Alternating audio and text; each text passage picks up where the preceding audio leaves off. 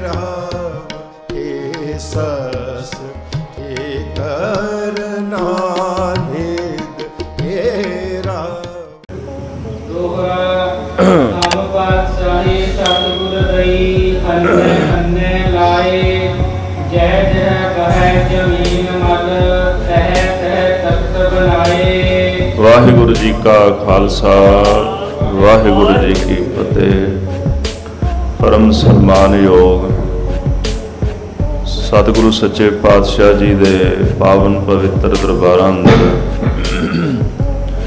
हाजरियां भर रही गुरु स्वरूप गुरु खालसा साध संगत जी, आप जी सरबत संगतां बड़भागी हो। धन श्री गुरु ग्रंथ साहिब जी महाराज तिन्हां दे चरना कमलों पास नमस्तक हो के गुरु साहब का पावन इतिहास सरवण करने वास्ते गुरु प्रेम मंदिर विच बैठे हो। लाहौर दे सूबेदार ने ਸਿੰਘਾਂ ਦੇ ਨਾਲ ਮੇਲ ਬਣਾਉਣ ਵਾਸਤੇ ਨਵਾਬੀ ਦੀ ਖਿਲਤ ਭੇਜਣ ਲਈ ਸੁਬੇਗ ਸਿੰਘ ਨੂੰ ਆਪਣੇ ਪਾਸ ਸੱਦਿਆ ਹੈ। ਇਧਰ ਦਿੱਲੀ ਵਿਖੇ ਵੀ ਚਿੱਠੀ ਪਾ ਦਿੱਤੀ ਕਿ ਸਿੰਘਾਂ ਨਾਲ ਮੈਂ ਪ੍ਰੇਮ ਬਣਾਇਆ ਹੈ। ਨਵਾਬੀ ਦੇ ਕੇ ਉਹਨਾਂ ਨੂੰ ਪਰਚਾ ਲਿਆ, ਜਿਸ ਦਿਨ ਮੇਰੇ ਦਾਅ ਹੇਠ ਆਉਣਗੇ ਸਾਰੇ ਸਿੰਘ ਮੈਂ ਖਤਮ ਕਰ ਦਿਆਂਗਾ। ਬਾਦਸ਼ਾਹ ਵੀ ਕਹਿੰਦਾ ਜਿਵੇਂ ਤੈਨੂੰ ਠੀਕ ਲੱਗਦਾ ਉਵੇਂ ਕਰ ਲੈ। इधर नवाबी की खिलत लैके ते श्री अमृतसर साहब दे इलाके दे चफेरे दे 12 पिंडां दा पटा लाहौर दे सूबेदार ने खालसे पंथ दे नां कीता ते वो खिलत लैके भाई सुबेग सिंह हरीन श्री अमृतसर साहब आए, नमस्कार कीती। तनख्वाह लवाण तो परंत बाबा सुबेग सिंह ने पंथ नूं बेनती की है कि लाहौर दरबार तो नवाबी की हिलत आई है। ये सुन के खालसा कहन लगा सानू किसी की दिती हुई नवाबी नहीं चाहिए। गुरु साहब ने सानू आप पातशाही दिती, असीं पातशाही छड्ड के नवाबी क्यों लईए? नाले वो भी किसी ने ये नवाबी सानू दिती है, किसी की नवाबी नहीं सानू चाहिए। भाई सुबेग सिंह जी कहते खालसा जी विचार करो, तुसी किहड़ा मंग के लई है, वो तुहाडी अधीनगी कबूल के तुहानू भेटा दे रहे हैं। ते इहदे विच साडा नुकसान नहीं, साडा फायदा, साडा लाभ ही है। भाई सुबेग सिंह हरां दे कहण ते खालसे ने विचार वटांदरा कीता, गुरमता कीता। बाबा दरबारा सिंह जी दीवान पंथ कहते भी उन्होंने दे दिओ। बाबा दरबारा सिंह कहते नहीं, मैनू नहीं एक खिलत चाहिए, नवाबी चाहिए। महाराज ने सानू पातशाही दी, असीं पातशाही लहांगे, असीं नवाबियां क्यों लईए? बाबा दरबारा सिंह ने भी मना किया, जवाब दे दिता। आओ अगले प्रकरण सरवण करिए। मन बिरतियां एकागर करने वास्ते सरबत संगतां जपना करो जी। सतनाम श्री वाहिगुरु साहिब, सतनाम श्री वाहिगुरु साहिब जीओ।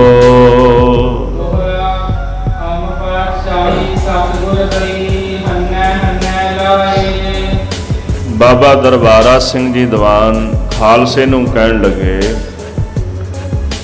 सानू कलगीधर दशमेश पिता जी ने हने हने पातशाही बख्शिश की है। उन्हां दे बचन जेड़े वो सत ने, खालसे नूं पातशाही जरूर प्राप्त होवेगी।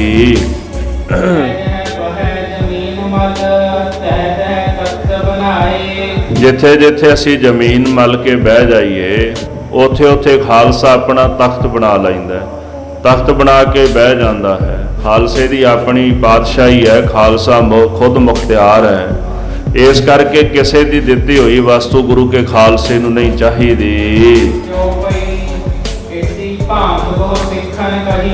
ਬਾਬਾ ਦਰਬਾਰਾ ਸਿੰਘ ਦੇ ਜਵਾਬ ਦੇਣ ਤੋਂ ਬਾਅਦ ਖਾਲਸੇ ਨੇ ਫਿਰ ਅਲੱਗ-ਅਲੱਗ ਸਿੱਖਾਂ ਦਾ ਨਾਂ ਲਿਆ ਵੀ ਇਹਨਾਂ ਨੂੰ ਨਵਾਬੀ ਦੇ ਦਿਓ, ਇਹਨਾਂ ਨੂੰ ਨਵਾਬੀ ਦੇ ਦਿਓ। ਪਰ ਇਹ ਬਚਨ ਸੁਣ ਕੇ ਸਾਰੇ ਸਿੰਘਾਂ ਦਾ ਇੱਕੋ ਹੀ ਜਵਾਬ ਹੈ, हमको नवाबी नहीं। ਸਿੰਘ ਕਹਿੰਦੇ ਸਾਨੂੰ ਨਵਾਬੀ ਦੀ ਲੋੜ ਨਹੀਂ, ਅਸੀਂ ਇਹ ਨਵਾਬੀਆਂ ਕੀ ਕਰਨੀ ਹੈ।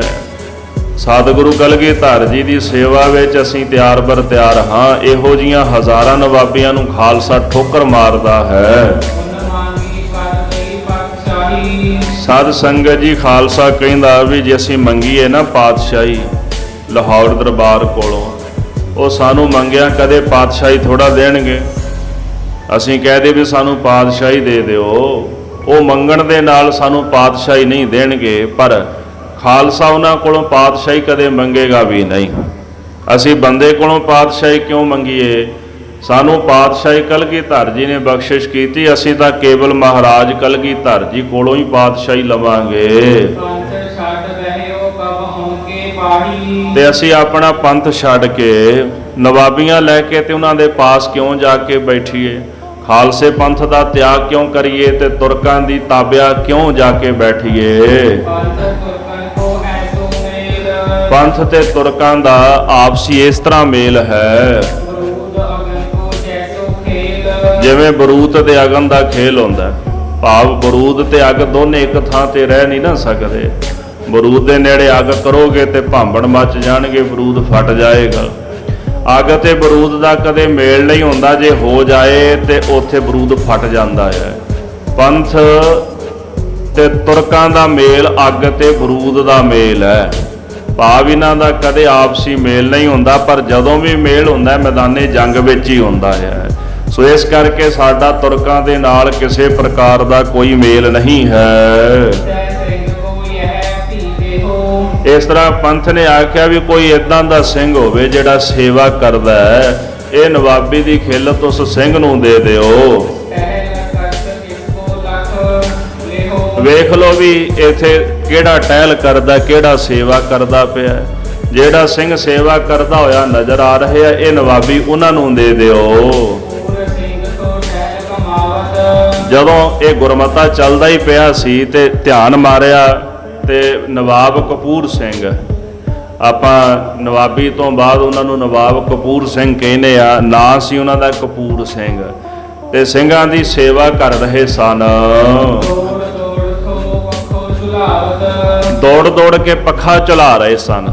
ਖਾਲਸੇ ਦਾ ਦੀਵਾਨ ਸਜਿਆ, ਕਦੇ ਸੱਜੇ ਜਾਂਦੇ ਨੇ ਪੱਖਾ ਚਲਾਉਂਦੇ, ਕਦੇ ਖੱਬੇ ਪੱਖਾ ਚਲਾਉਂਦੇ ਹਨ। ਹੁਣ ਚੱਲੀ ਦੇਖੀ ਸਾਨੂੰ ਕੱਲੇ। ਤੇ ਥੋੜੇ ਕੁ ਦਿਨ ਪਹਿਲਾਂ ਕਪੂਰ ਸਿੰਘ ਦਾ ਤੁਰਕਾਂ ਦੇ ਨਾਲ ਕਿਤੇ ਰਾਹ ਵਿੱਚ ਟਾਕਰਾ ਹੋ ਗਿਆ ਤੇ ਤੁਰਕਾਂ ਨਾਲ ਜੰਗ ਕਰਦਿਆਂ ਹੋਇਆਂ ਉਹਨਾਂ ਨੇ ਤੁਰਕਾਂ ਦੇ ਪਾਸੋਂ ਤੇਗ ਖਾਧੀ। ਭਾਵ ਤਲਵਾਰ ਦਾ ਵਾਰ ਉਹਨਾਂ ਦੇ ਮੂੰਹ ਤੇ ਵੱਜਿਆ। ਤੇ ਇਸ ਤਰ੍ਹਾਂ ਭਾਈ ਰਤਨ ਸਿੰਘ ਜੀ ਕਹਿੰਦੇ ਉਹਨੇ ਝੱਲੀ ਤੇਗ ਤੀ ਥਾਨਮੁਖ ਕੱਲੇ ਨਹੀਂ, ਕੱਲਾ ਜਾਣਾ ਸੀ। ਕਪੂਰ ਸਿੰਘ ਤੁਰਕਾਂ ਦੀ ਟੁਕੜੀ ਸੀ ਫੌਜ ਦੀ, ਉਹਦੇ ਨਾਲ ਝਗੜਾ ਹੋ ਗਿਆ ਤੇ ਇਕੱਲੇ ਜਾਣੇ ਨੇ ਉਹਨਾਂ ਦੇ ਸਨਮੁਖ ਤੇਗ ਆਪਣੇ ਮੁਖ ਤੇ ਝੱਲੀ ਹੈ। ਸਦੀ ਜਨ ਸਾਸਨ ਵਿੱਚ ਚੱਲੇ। ਉਹ ਜਿਹੜਾ ਜ਼ਖਮ ਸੀ ਨਾ ਹਾਲੇ ਅੱਲਾ ਸੀ, ਕੱਚਾ ਸੀ ਤੇ ਮੂੰਹ ਤੇ ਨਜ਼ਰ ਆ ਰਿਹਾ ਸੀ। ਇਸ ਤਰ੍ਹਾਂ ਜਿਵੇਂ ਤੁਸੀਂ ਚੰਦਰਮੇ ਵੱਲ ਵੇਖੋ ਤੇ ਚੰਦਰਮੇ ਦੇ ਉੱਤੇ ਨਿਸ਼ਾਨ ਨੇ, ਉਹ ਮ੍ਰਿਗਸ਼ਾਲਾ ਦਾ ਹਰਨ ਦੀ ਖਾਲ ਦਾ ਨਿਸ਼ਾਨ ਹੈ। ਇਸ ਪ੍ਰਕਾਰ ਜਿਹੜਾ ਨਿਸ਼ਾਨ ਚਿੰਨ੍ਹ ਪਿਆ ਹੋਇਆ ਨਾ ਸੋਹਣੇ ਚੰਦਰਮੇ ਉੱਪਰ, ਇਨ ਬਿਨ ਚੰਦਰਮੇ ਵਰਗੇ ਮੁਖ ਦੇ ਉੱਪਰ ਤਲਵਾਰ ਦਾ ਜਿਹੜਾ ਨਿਸ਼ਾਨ ਦੂਰੋਂ ਹੀ ਨਜ਼ਰ ਆਉਂਦਾ ਭਾਈ ਕਪੂਰ ਸਿੰਘ ਦੇ। ਜ਼ਖਮ ਕੱਚੋ ਥੋ ਲੱਗਿਓ ਤਤਕਾਲ। ਥੋੜਾ ਸਮਾਂ ਪਹਿਲਾਂ ਹੀ ਜ਼ਖਮ ਵੱਜਿਆ ਸੀ ਤੇ ਜ਼ਖਮ ਅਜੇ ਅੱਲਾ ਸੀ, ਕੱਚਾ ਹੈ। ਦੇਖ ਉਸ ਸਿੰਘ ਦੇ ਹਾਲ। ਤੇ ਜਦੋਂ ਜ਼ਖਮ ਵੱਜਿਆ ਸੀ ਨਾ ਤੇ ਕਪੂਰ ਸਿੰਘ ਜਦੋਂ ਸਿੰਘਾਂ ਦੇ ਕੋਲ ਆਏ ਤੁਰਕਾਂ ਨਾਲ ਲੜ ਕੇ, ਤੇ ਸਿੰਘ ਕਹਿਣ ਲੱਗੇ ਨਿਹਾਲ ਹੋ ਗਏ ਕਪੂਰ ਸਿੰਘ। ਜਿਹੜਾ ਸਿੰਘ ਲੜ ਕੇ ਆਉਂਦਾ ਸੀ ਨਾ ਤੁਰਕਾਂ ਨਾਲ ਜ਼ਖਮੀ ਹੋ ਕੇ ਆ ਜਾਂਦਾ ਸੀ ਤੇ ਸਿੰਘ ਬੜੇ ਖੁਸ਼ ਹੁੰਦੇ ਸਨ ਵੀ ਤੂੰ ਨਿਹਾਲ ਹੋ ਗਿਆ, ਤੁਰਕਾਂ ਨਾਲ ਜੰਗ ਕਰਕੇ ਆਇਆ ਹੈ। ਇਹਦਾ ਨਵਾਬ ਕਪੂਰ ਸਿੰਘ ਨੂੰ ਸਾਰੇ ਸਿੰਘ ਕਹਿੰਦੇ ਵੀ ਤੂੰ ਨਿਹਾਲ ਹੋ ਗਿਆ, ਤੁਰਕਾਂ ਨਾਲ ਜੰਗ ਕਰਕੇ ਆਇਆ ਹੈ, ਤੂੰ ਸਤਿਗੁਰਾਂ ਦੀਆਂ ਖੁਸ਼ੀਆਂ ਪ੍ਰਾਪਤ ਕਰ ਲਈਆਂ ਹਨ। ਸਾਧ ਸੰਗਤ ਜੀ, ਜਿਹੜਾ ਬਚਨ ਖਾਲਸੇ ਨੇ ਕੀਤਾ ਸੀ ਉਹ ਬਚਨ ਹੁਣ ਫੁਰ ਆਇਆ। ਜਦੋਂ ਲੜ ਕੇ ਆਏ ਸਨ, ਜੰਗ ਕਰਕੇ ਆਏ ਸਨ ਤੁਰਕਾਂ ਨਾਲ, ਖਾਲਸੇ ਨੇ ਆਖਿਆ ਵੀ ਨਿਹਾਲ ਹੋ ਗਿਆ ਤੂੰ, ਹੁਣ ਉਹ ਬਚਨ ਸਫਲਾ ਹੋ ਗਿਆ ਖਾਲਸੇ ਦਾ ਜਦੋਂ ਉਹਨਾਂ ਨੂੰ ਨਵਾਬੀ ਮਿਲਣ ਲੱਗੀ ਹੈ। ਆਏ ਸਮਾ ਸਭ ਸਿੰਘ ਕੋ ਜੁਰਿਓ ਇਸ ਤਰ੍ਹਾਂ ਉਹ ਜਿਹੜਾ ਸਮਾਂ ਭਾਈ ਹੁਣ ਆਣ ਜੁੜਿਆ ਹੈ। ਕਹਾਂ ਸਿੰਘ ਇੱਕ ਆਪਨ ਪੜਤ ਬਾਣੀ ਗੁਰ ਲਾਲ। ਸਾਧ ਸੰਗਤ ਜਦੋਂ ਖਾਲਸਾ ਗੁਰਮਤਾ ਕਰ ਰਿਹਾ ਸੀ ਵੀ ਆਪਾਂ ਨਵਾਬੀ ਕਿਹਨੂੰ ਦੇ ਦਈਏ, ਉਸ ਵਕਤ ਸਾਰੇ ਸਿੰਘਾਂ ਵਿੱਚ ਬੈਠਾ ਹੋਇਆ ਕਿ ਗੁਰੂ ਕਾ ਲਾਲ, ਗੁਰੂ ਕਾ ਪ੍ਰੇਮੀ ਸਿੰਘ ਬਾਣੀ ਦਾ ਜਾਪ ਕਰਦਾ, ਬਾਣੀ ਪੜ੍ਹਦਾ ਹੈ। ਗੁਰੂ ਗ੍ਰੰਥ ਸਾਹਿਬ ਜੀ ਦੀ ਬਾਣੀ ਦਾ ਇਹ ਬਚਨ ਹੈ, ਟਹਿਲ ਮਹਿਲ ਤਾ ਕਉ ਮਿਲੈ ਜਾ ਕਉ ਸਾਧ ਕਿਰਪਾਲ। ਜਿਸ ਦੇ ਉੱਪਰ ਸਤਿਗੁਰ ਜੀ ਕਿਰਪਾਲੂ ਨੇ, ਭਾਵ ਜਿਨ੍ਹਾਂ ਉੱਪਰ ਗੁਰੂ ਸਾਹਿਬ ਨੇ ਦਇਆ ਕਰ ਦਿੱਤੀ, ਮਿਹਰਾਮਤ ਕਰ ਦਿੱਤੀ। ਗੁਰੂ ਘਰ ਦੀ ਸਤਿਗੁਰਾਂ ਦੀ ਟਹਿਲ ਜਿਹੜੀ ਹੈ ਨਾ, ਟਹਿਲ ਸੇਵਾ ਨੂੰ ਕਹਿੰਦੇ ਨੇ, ਉਹਨਾਂ ਨੂੰ ਸੇਵਾ ਮਿਲਦੀ ਹੈ। ਜਾ ਕਉ ਸਾਧ ਕਿਰਪਾਲ, ਜਿਹਦੇ ਤੇ ਸਤਿਗੁਰੂ ਖੁਸ਼ ਹੋ ਗਏ, ਕਿਰਪਾ ਕਰ ਦਿੱਤੀ, ਮਿਹਰਾਮਤ ਕਰ ਦਿੱਤੀ, ਉਹਨਾਂ ਨੂੰ ਸਤਿਗੁਰਾਂ ਦੀ ਟਹਿਲ ਸੇਵਾ ਮਿਲਦੀ ਹੈ। ਤੇ ਸੇਵਾ ਦੇ ਨਾਲ ਫਿਰ ਮਹਿਲ ਮਿਲਦਾ ਹੈ। ਟਹਿਲ ਮਹਿਲ ਤਾ ਕਉ ਮਿਲੈ। ਟਹਿਲ ਪਹਿਲਾਂ ਸੇਵਾ ਮਿਲਦੀ ਹੈ, ਫਿਰ ਮਹਿਲ। ਮਹਿਲ ਦਾ ਵੈਸੇ ਜੇ ਆਪਾਂ ਆਖਰੀ ਅਰਥ ਕਰਨਾ ਹੋਵੇ ਨਾ, ਉਹ ਜਿਹੜੀ ਜਗ੍ਹਾ, ਉਹ ਘਰ ਜਿੱਥੇ ਅਸੀਂ ਰਹਿੰਦੇ ਹਾਂ ਨੂੰ ਮਹਿਲ ਕਹਿ ਦਿੰਦੇ ਆ, ਜਿੱਥੇ ਰਾਜਾ ਰਹਿੰਦਾ ਨੂੰ ਮਹਿਲ ਕਹਿੰਦੇ ਆ। ਸਭ ਤੋਂ ਵੱਡਾ ਮਹਿਲ ਕਿਹੜਾ? ਗੁਰੂ ਕਾ, ਜਿੱਥੇ ਸਤਿਗੁਰੂ ਆਪ ਬਿਰਾਜੇ ਨੇ, ਉਹ ਗੁਰੂ ਕਾ ਮਹਿਲ ਹੈ। ਅੱਜ ਵੀ ਤੁਸੀਂ ਜਾਓ ਸ੍ਰੀ ਅੰਮ੍ਰਿਤਸਰ ਸਾਹਿਬ ਦੀ ਧਰਤੀ ਤੇ, ਜਿੱਥੇ ਜਿੱਥੇ ਵੀ ਮਹਾਰਾਜ ਦੇ ਸਥਾਨ ਨੇ ਨਾ, ਜਿੱਥੇ ਗੁਰੂ ਸਾਹਿਬ ਆਪ ਰਹਿੰਦੇ ਸਨ, ਉਹਨਾਂ ਨੂੰ ਗੁਰੂ ਕੇ ਮਹਿਲ ਕਹਿੰਦੇ ਸਨ, ਵੀ ਉਹ ਸਤਿਗੁਰੂ ਉੱਥੇ ਰਹਿੰਦੇ ਸਨ। ਗੁਰੂ ਕਾ ਘਰ, ਜਿੱਥੇ ਆਪ ਮਹਾਰਾਜ ਸੇਵਾ ਕਰਦੇ ਸਨ। ਅੱਜ ਵੀ ਗੁਰੂ ਕੇ ਮਹਿਲ ਸਥਾਨ ਜਿਹੜੇ ਸੁਸ਼ੋਭਿਤ ਨੇ ਮਹਾਰਾਜ ਦੇ। ਜਿਹੜਾ ਗੁਰੂ ਕਾ ਦਰਬਾਰ ਹੈ, ਗੁਰੂ ਕਾ ਮਹਿਲ, ਜਿੱਥੇ ਸਤਿਗੁਰੂ ਰਹਿੰਦੇ ਨੇ। ਸਭ ਤੋਂ ਵੱਡਾ ਮਹਿਲ ਕਿਹੜਾ ਹੈ? ਸਾਡਾ ਆਤਮਿਕ ਸਰੂਪ ਪਹਿਲਾ ਮਹਿਲ ਹੈ। ਇੱਕ ਬਾਹਰਲਾ ਮਹਿਲ ਹੋ ਗਿਆ, ਇੱਕ ਸਾਡਾ ਆਪਣਾ ਨਿੱਜੀ ਆਤਮਿਕ ਸਰੂਪ। ਸੇਵਾ ਕਰਦਿਆਂ ਕਰਦਿਆਂ ਜਦੋਂ ਅਹੰ ਭਾਵ, ਹਉਮੈ ਆਦਿਕ ਸਭ ਕੁਝ ਖਤਮ ਹੋ ਜਾਂਦਾ ਹੈ, ਵਿਸ਼ੇ ਵਿਕਾਰ ਨਾਸ਼ ਹੋ ਜਾਂਦੇ ਨੇ, ਫਿਰ ਅੰਦਰਲਾ ਜਿਹੜਾ ਮਹਿਲ ਹੈ, ਆਤਮਿਕ ਸਰੂਪ, ਉਹਦੀ ਪ੍ਰਾਪਤੀ ਹੁੰਦੀ ਹੈ। ਜਿਨ੍ਹਾਂ ਨੂੰ ਆਤਮਿਕ ਸਰੂਪ ਦੀ ਪ੍ਰਾਪਤੀ ਹੋ ਜਾਏ, ਉਹਨਾਂ ਨੂੰ ਫਿਰ ਸੱਚਖੰਡ ਵਿੱਚ ਪਰਮੇਸ਼ਰ ਦਾ ਮਹਿਲ ਜਿਹੜਾ ਉਹ ਪ੍ਰਾਪਤ ਹੋ ਜਾਂਦਾ ਹੈ। ਜਿੱਥੇ ਬੈਠੇ ਆ ਗੁਰੂ ਘਰ, ਇਹ ਮਹਿਲ ਹੈ ਗੁਰੂ ਕਾ। ਇੱਥੇ ਜਿਨ੍ਹਾਂ ਸੇਵਾ ਕਮਾਈ, ਉਹਨਾਂ ਨੂੰ ਆਤਮਿਕ ਸਰੂਪ ਦੀ ਪ੍ਰਾਪਤੀ ਹੋ ਗਈ, ਅੰਦਰਲਾ ਮਹਿਲ ਮਿਲ ਗਿਆ। ਤੇ ਜਿਨ੍ਹਾਂ ਨੂੰ ਅੰਦਰਲਾ ਮਹਿਲ ਮਿਲ ਜਾਏ, ਉਹਨਾਂ ਨੂੰ ਫਿਰ ਪਰਮੇਸ਼ਰ ਦੇ ਘਰ ਦੇ ਵਿੱਚ ਥਾਂ ਮਿਲ ਜਾਂਦੀ ਹੈ। ਬੜਾ ਡੂੰਘਾ ਬਚਨ ਹੈ, ਕੇਵਲ ਅੱਖਰੀ ਵਿਚਾਰ ਤੁਹਾਨੂੰ ਦੱਸ ਦਿੱਤੇ ਨੇ। ਟਹਿਲ ਮਹਿਲ ਤਾਕੋ ਮਿਲੈ ਜਾ ਕੋ ਸਾਧ ਕਿਰਪਾਲ। ਭਾਈ ਜਿਨ੍ਹਾਂ ਉੱਪਰ ਸਤਿਗੁਰੂ ਕਿਰਪਾਲੂ ਨੇ ਦਇਆ ਕੀਤੀ, ਜਿਨ੍ਹਾਂ ਉੱਪਰ, ਉਹਨਾਂ ਨੂੰ ਗੁਰੂ ਘਰ ਦੀ ਟਹਿਲ ਮਿਲਦੀ, ਸਤਿਗੁਰਾਂ ਦੀ ਸੇਵਾ ਕਰਨ ਦਾ, ਪੰਥ ਦੀ ਸੇਵਾ ਕਰਨ ਦਾ ਸੁਭਾਗ ਮਿਲਦਾ ਹੈ। ਤੇ ਜਿਨ੍ਹਾਂ ਨੂੰ ਸੇਵਾ ਕਰਨ ਦਾ ਸੁਭਾਗ ਮਿਲ ਜਾਏ, ਉਹਨਾਂ ਨੂੰ ਉੱਚ ਪਦਵੀ, ਪਰਮੇਸ਼ਰ ਦਾ ਘਰ ਪ੍ਰਾਪਤ ਹੋ ਜਾਂਦਾ ਹੈ। ਇਸ ਤਰ੍ਹਾਂ ਜਦੋਂ ਇਹ ਸ਼ਬਦ ਸਿੰਘ ਪੜ੍ਹ ਰਿਹਾ ਸੀ ਨਾ, ਬਾਣੀ ਦਾ ਪਾਠ ਕਰਦਿਆਂ ਕਰਦਿਆਂ ਪੰਕਤੀ ਆ ਗਈ, ਤੇ ਖਾਲਸੇ ਨੇ ਗੁਰਮਤਾ ਕੀਤਾ ਵੀ ਵੇਖੋ ਭਾਈ, ਸਤਿਗੁਰੂ ਆਪ ਕਹਿ ਰਹੇ ਨੇ ਵੀ ਟਹਿਲ ਮਹਿਲ ਤਾਕੋ ਮਿਲੈ ਜਾ ਕੋ ਸਾਧ ਕਿਰਪਾਲ। ਜਿਹੜੇ ਟਹਿਲ ਕਰਦੇ ਮਹਿਲ ਪਦਵੀ, ਉਹਨਾਂ ਨੂੰ ਪ੍ਰਾਪਤ ਹੁੰਦੀ, ਪਰਮੇਸ਼ਰ ਦਾ ਘਰ ਉਹਨਾਂ ਨੂੰ ਪ੍ਰਾਪਤ ਹੁੰਦਾ ਹੈ। ਤੇ ਇਸ ਤਰ੍ਹਾਂ ਕਰੋ ਵੀ ਹੁਣ ਉਸ ਸਿੰਘ ਨੂੰ ਇਹ ਪਦਵੀ ਦੇ ਦਿਓ, ਨਵਾਬੀ ਦੇ ਦਿਓ, ਵੀ ਜਿਹੜਾ ਟਹਿਲ ਕਰਦਾ ਪਿਆ, ਜਿਹੜਾ ਸੇਵਾ ਕਰਦਾ ਪਿਆ।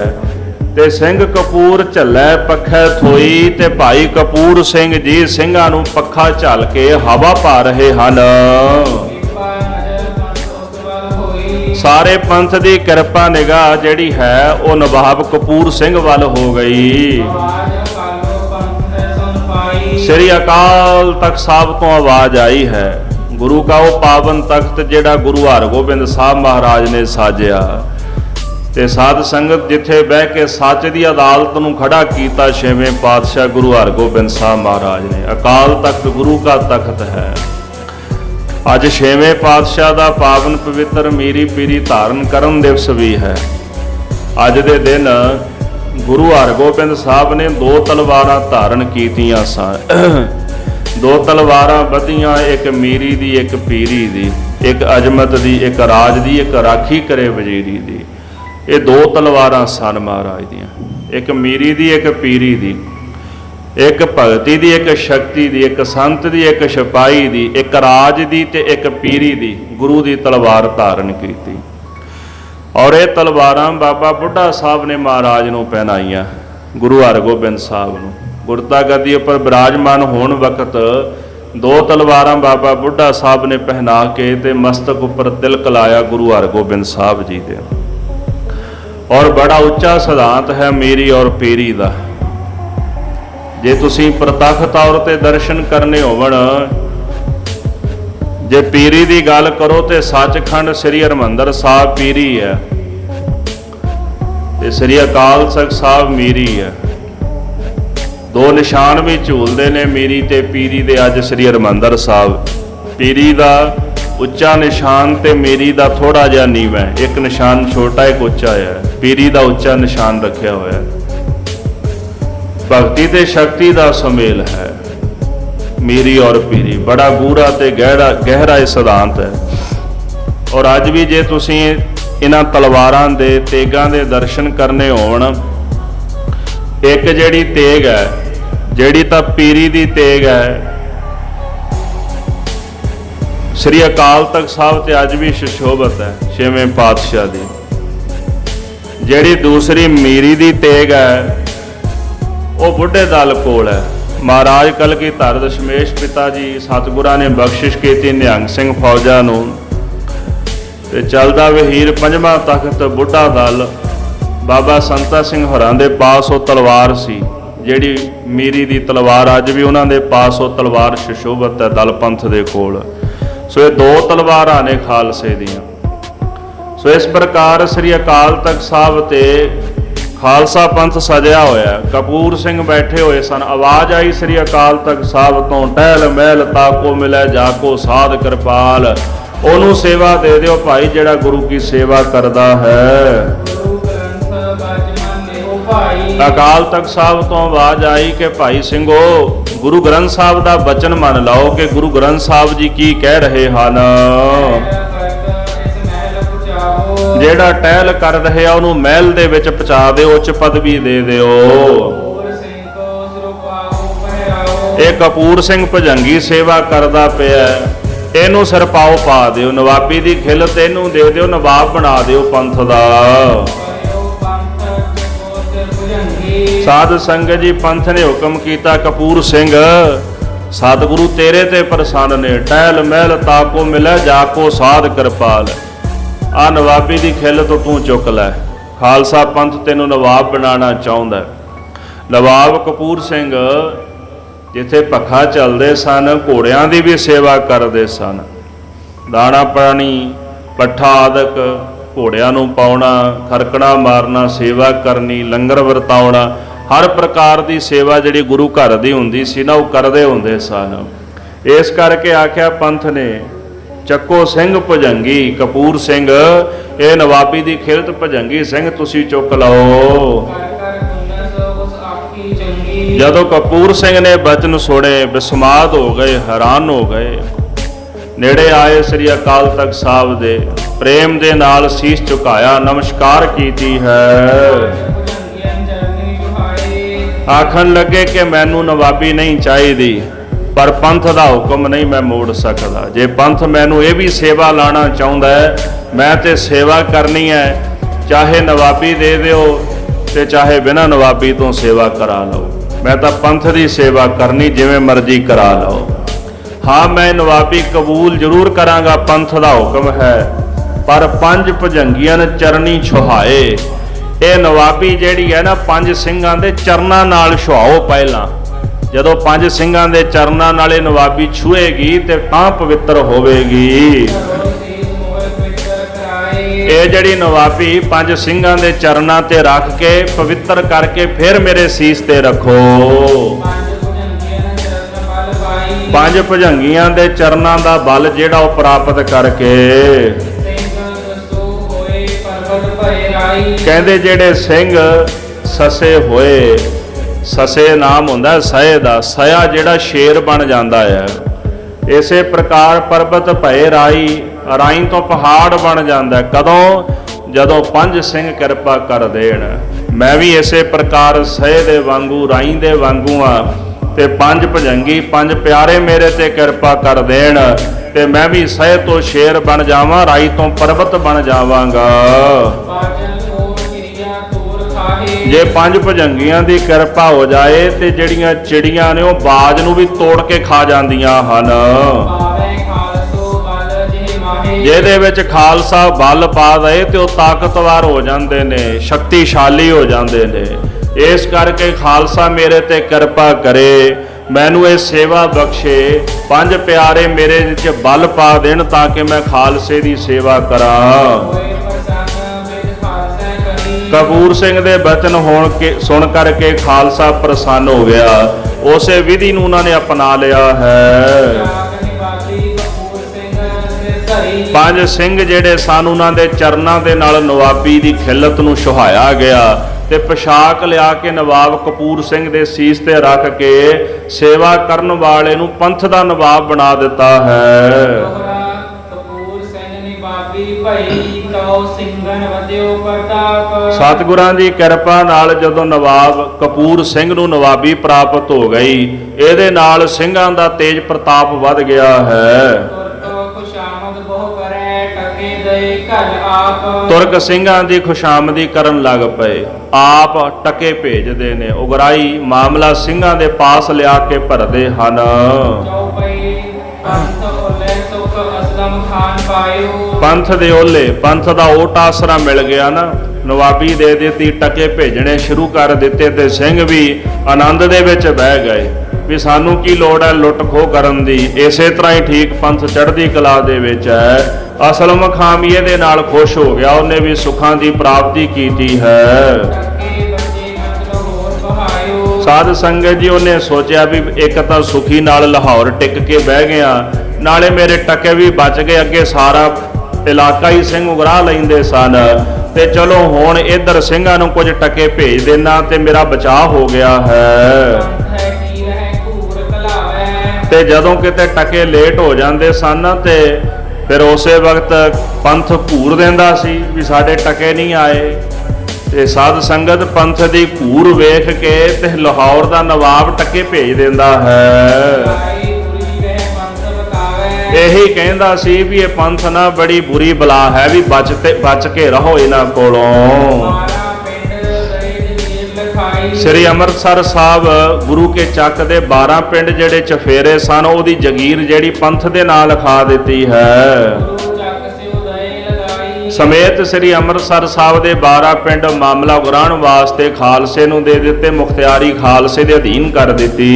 ਕਹੈ ਸਿੰਘ ਮੈਂ ਰੱਖੇ ਪਰਚਾਏ। ਆਪਣੇ ਵੱਲੋਂ ਤੁਰਕ ਇਹੀ ਕਹਿੰਦੇ ਨੇ, ਅਸਲਮ ਖਾਂ ਇਹੀ ਕਹਿੰਦਾ ਵੀ ਮੈਂ ਸਿੰਘਾਂ ਨੂੰ ਪਰਚਾ ਕੇ ਰੱਖ ਲਿਆ ਹੈ। ਜੀਉ ਤੇਥੇ ਬੁਰੀ ਬਲਾਏ। ਜਿਹੜੇ ਸਿੰਘ ਬੁਰੀ ਬਲਾ ਸਨ ਮੈਂ ਕਾਬੂ ਕਰ ਲਏ ਹਨ। ਅੱਗੇ ਮਹੀਨੇ ਅੱਗੇ ਲਿਹੈ। ਸਿੰਘ ਮਹੀਨੇ ਦੇ ਅੱਗੇ ਟਕੇ ਲੈ ਲੈਂਦੇ ਨੇ, ਇਹਨੂੰ ਕਹਿੰਦੇ ਵੀ ਐਡਵਾਂਸ ਪਹਿਲਾਂ ਹੀ ਲੈ ਲੈਣਾ, ਐਡਵਾਂਸ ਲੈ ਲੈਣੀ ਮਾਇਆ ਵੀ ਹਲੇ ਮਹੀਨਾ ਚੜ੍ਹਨਾ ਤੇ ਪਹਿਲਾਂ ਹੀ ਟੈਕਸ ਲੈ ਲੈਣਾ। ਇੱਕ ਹੁੰਦਾ ਵੀ ਬਾਅਦ ਵਿੱਚ ਲੈਣੇ ਪੈਸੇ, ਇੱਕ ਹੁੰਦੇ ਪਹਿਲਾਂ ਲੈਣੇ।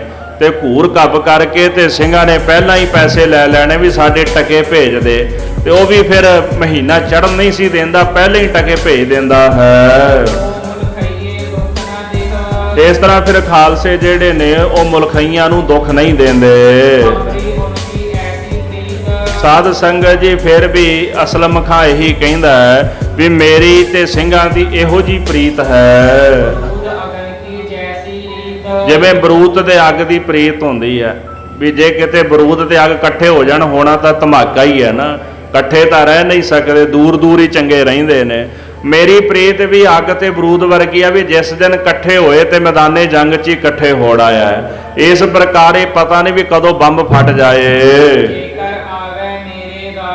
ਫਿਰ ਹੁਣ ਅਸਲਮ ਖਾਂ ਕਹਿੰਦਾ ਵੀ ਜੇਕਰ ਸਮਾਂ ਮਿਲਿਆ ਤੇ ਸਿੰਘ ਕਿਤੇ ਮੇਰੇ ਦਾਅ ਹੇਠਾਂ ਆ ਗਏ, ਜਿਵੇਂ ਅਸੀਂ ਬੰਦੇ ਬਹਾਦਰ ਦੀ ਅਲਖ ਮਿਟਾ ਦਿੱਤੀ, ਇਨ ਬਿਨ ਇਸੇ ਪ੍ਰਕਾਰ ਮੈਂ ਸਿੰਘਾਂ ਦੀ ਅਲਖ ਮਿਟਾ ਦਿਆਂਗਾ। ਇਹ ਤਾਂ ਮੈਂ ਸਿੰਘਾਂ ਨੂੰ ਨਾ ਤਸੱਲੀ ਦੇਣ ਵਾਸਤੇ ਨਵਾਬੀ ਦਿੱਤੀ ਹੋਈ ਹੈ। ਤੇ ਦਿੱਲੀ ਚਿੱਠੀ ਲਿਖ ਦਿੱਤੀ ਵੀ ਮੈਂ ਜਦੋਂ ਮੌਕਾ ਮਿਲਿਆ ਨਾ ਸਿੰਘ ਪਕੜ ਕੇ ਤੇ ਤੁਹਾਡੇ ਕੋਲ ਲੈ ਕੇ ਆਵਾਂਗਾ। ਹਲੇ ਤਾਂ ਚਲੋ ਸਮਾਂ ਨਿਕਲਦਾ ਪਿਆ ਵੀ ਕੋਈ ਗੱਲ ਨਹੀਂ, ਵੀ ਸਿੰਘਾਂ ਨੇ ਇੱਥੇ ਸ਼ਾਂਤੀ ਬਖਸ਼ੀ ਹੋਈ ਆ ਵੀ ਉਹ ਲੁੱਟ ਖਸੁੱਟ ਨਹੀਂ ਕਰਦੇ, ਟਿੱਕੇ ਬੈਠੇ ਹੋਏ ਨੇ, ਟਕਾ ਭੇਜ ਦੇਣਾ ਇਹਦੇ ਨਾਲ ਹੀ ਖੁਸ਼ ਹੋ ਜਾਂਦੇ ਨੇ। ਤੇ ਜਦੋਂ ਮੈਨੂੰ ਮੌਕਾ ਮਿਲਿਆ ਨਾ, ਸਿੰਘ ਕਿਤੇ ਮੇਰੇ ਦਾਅ ਹੇਠਾਂ ਆ ਗਏ ਤੇ ਮੈਂ ਉਸੇ ਵਕਤ ਸਿੰਘਾਂ ਨੂੰ ਕਰਕੇ ਗ੍ਰਿਫਤਾਰ ਤੇ ਤੁਹਾਡੇ ਪਾਸ ਲਿਆਵਾਂਗਾ।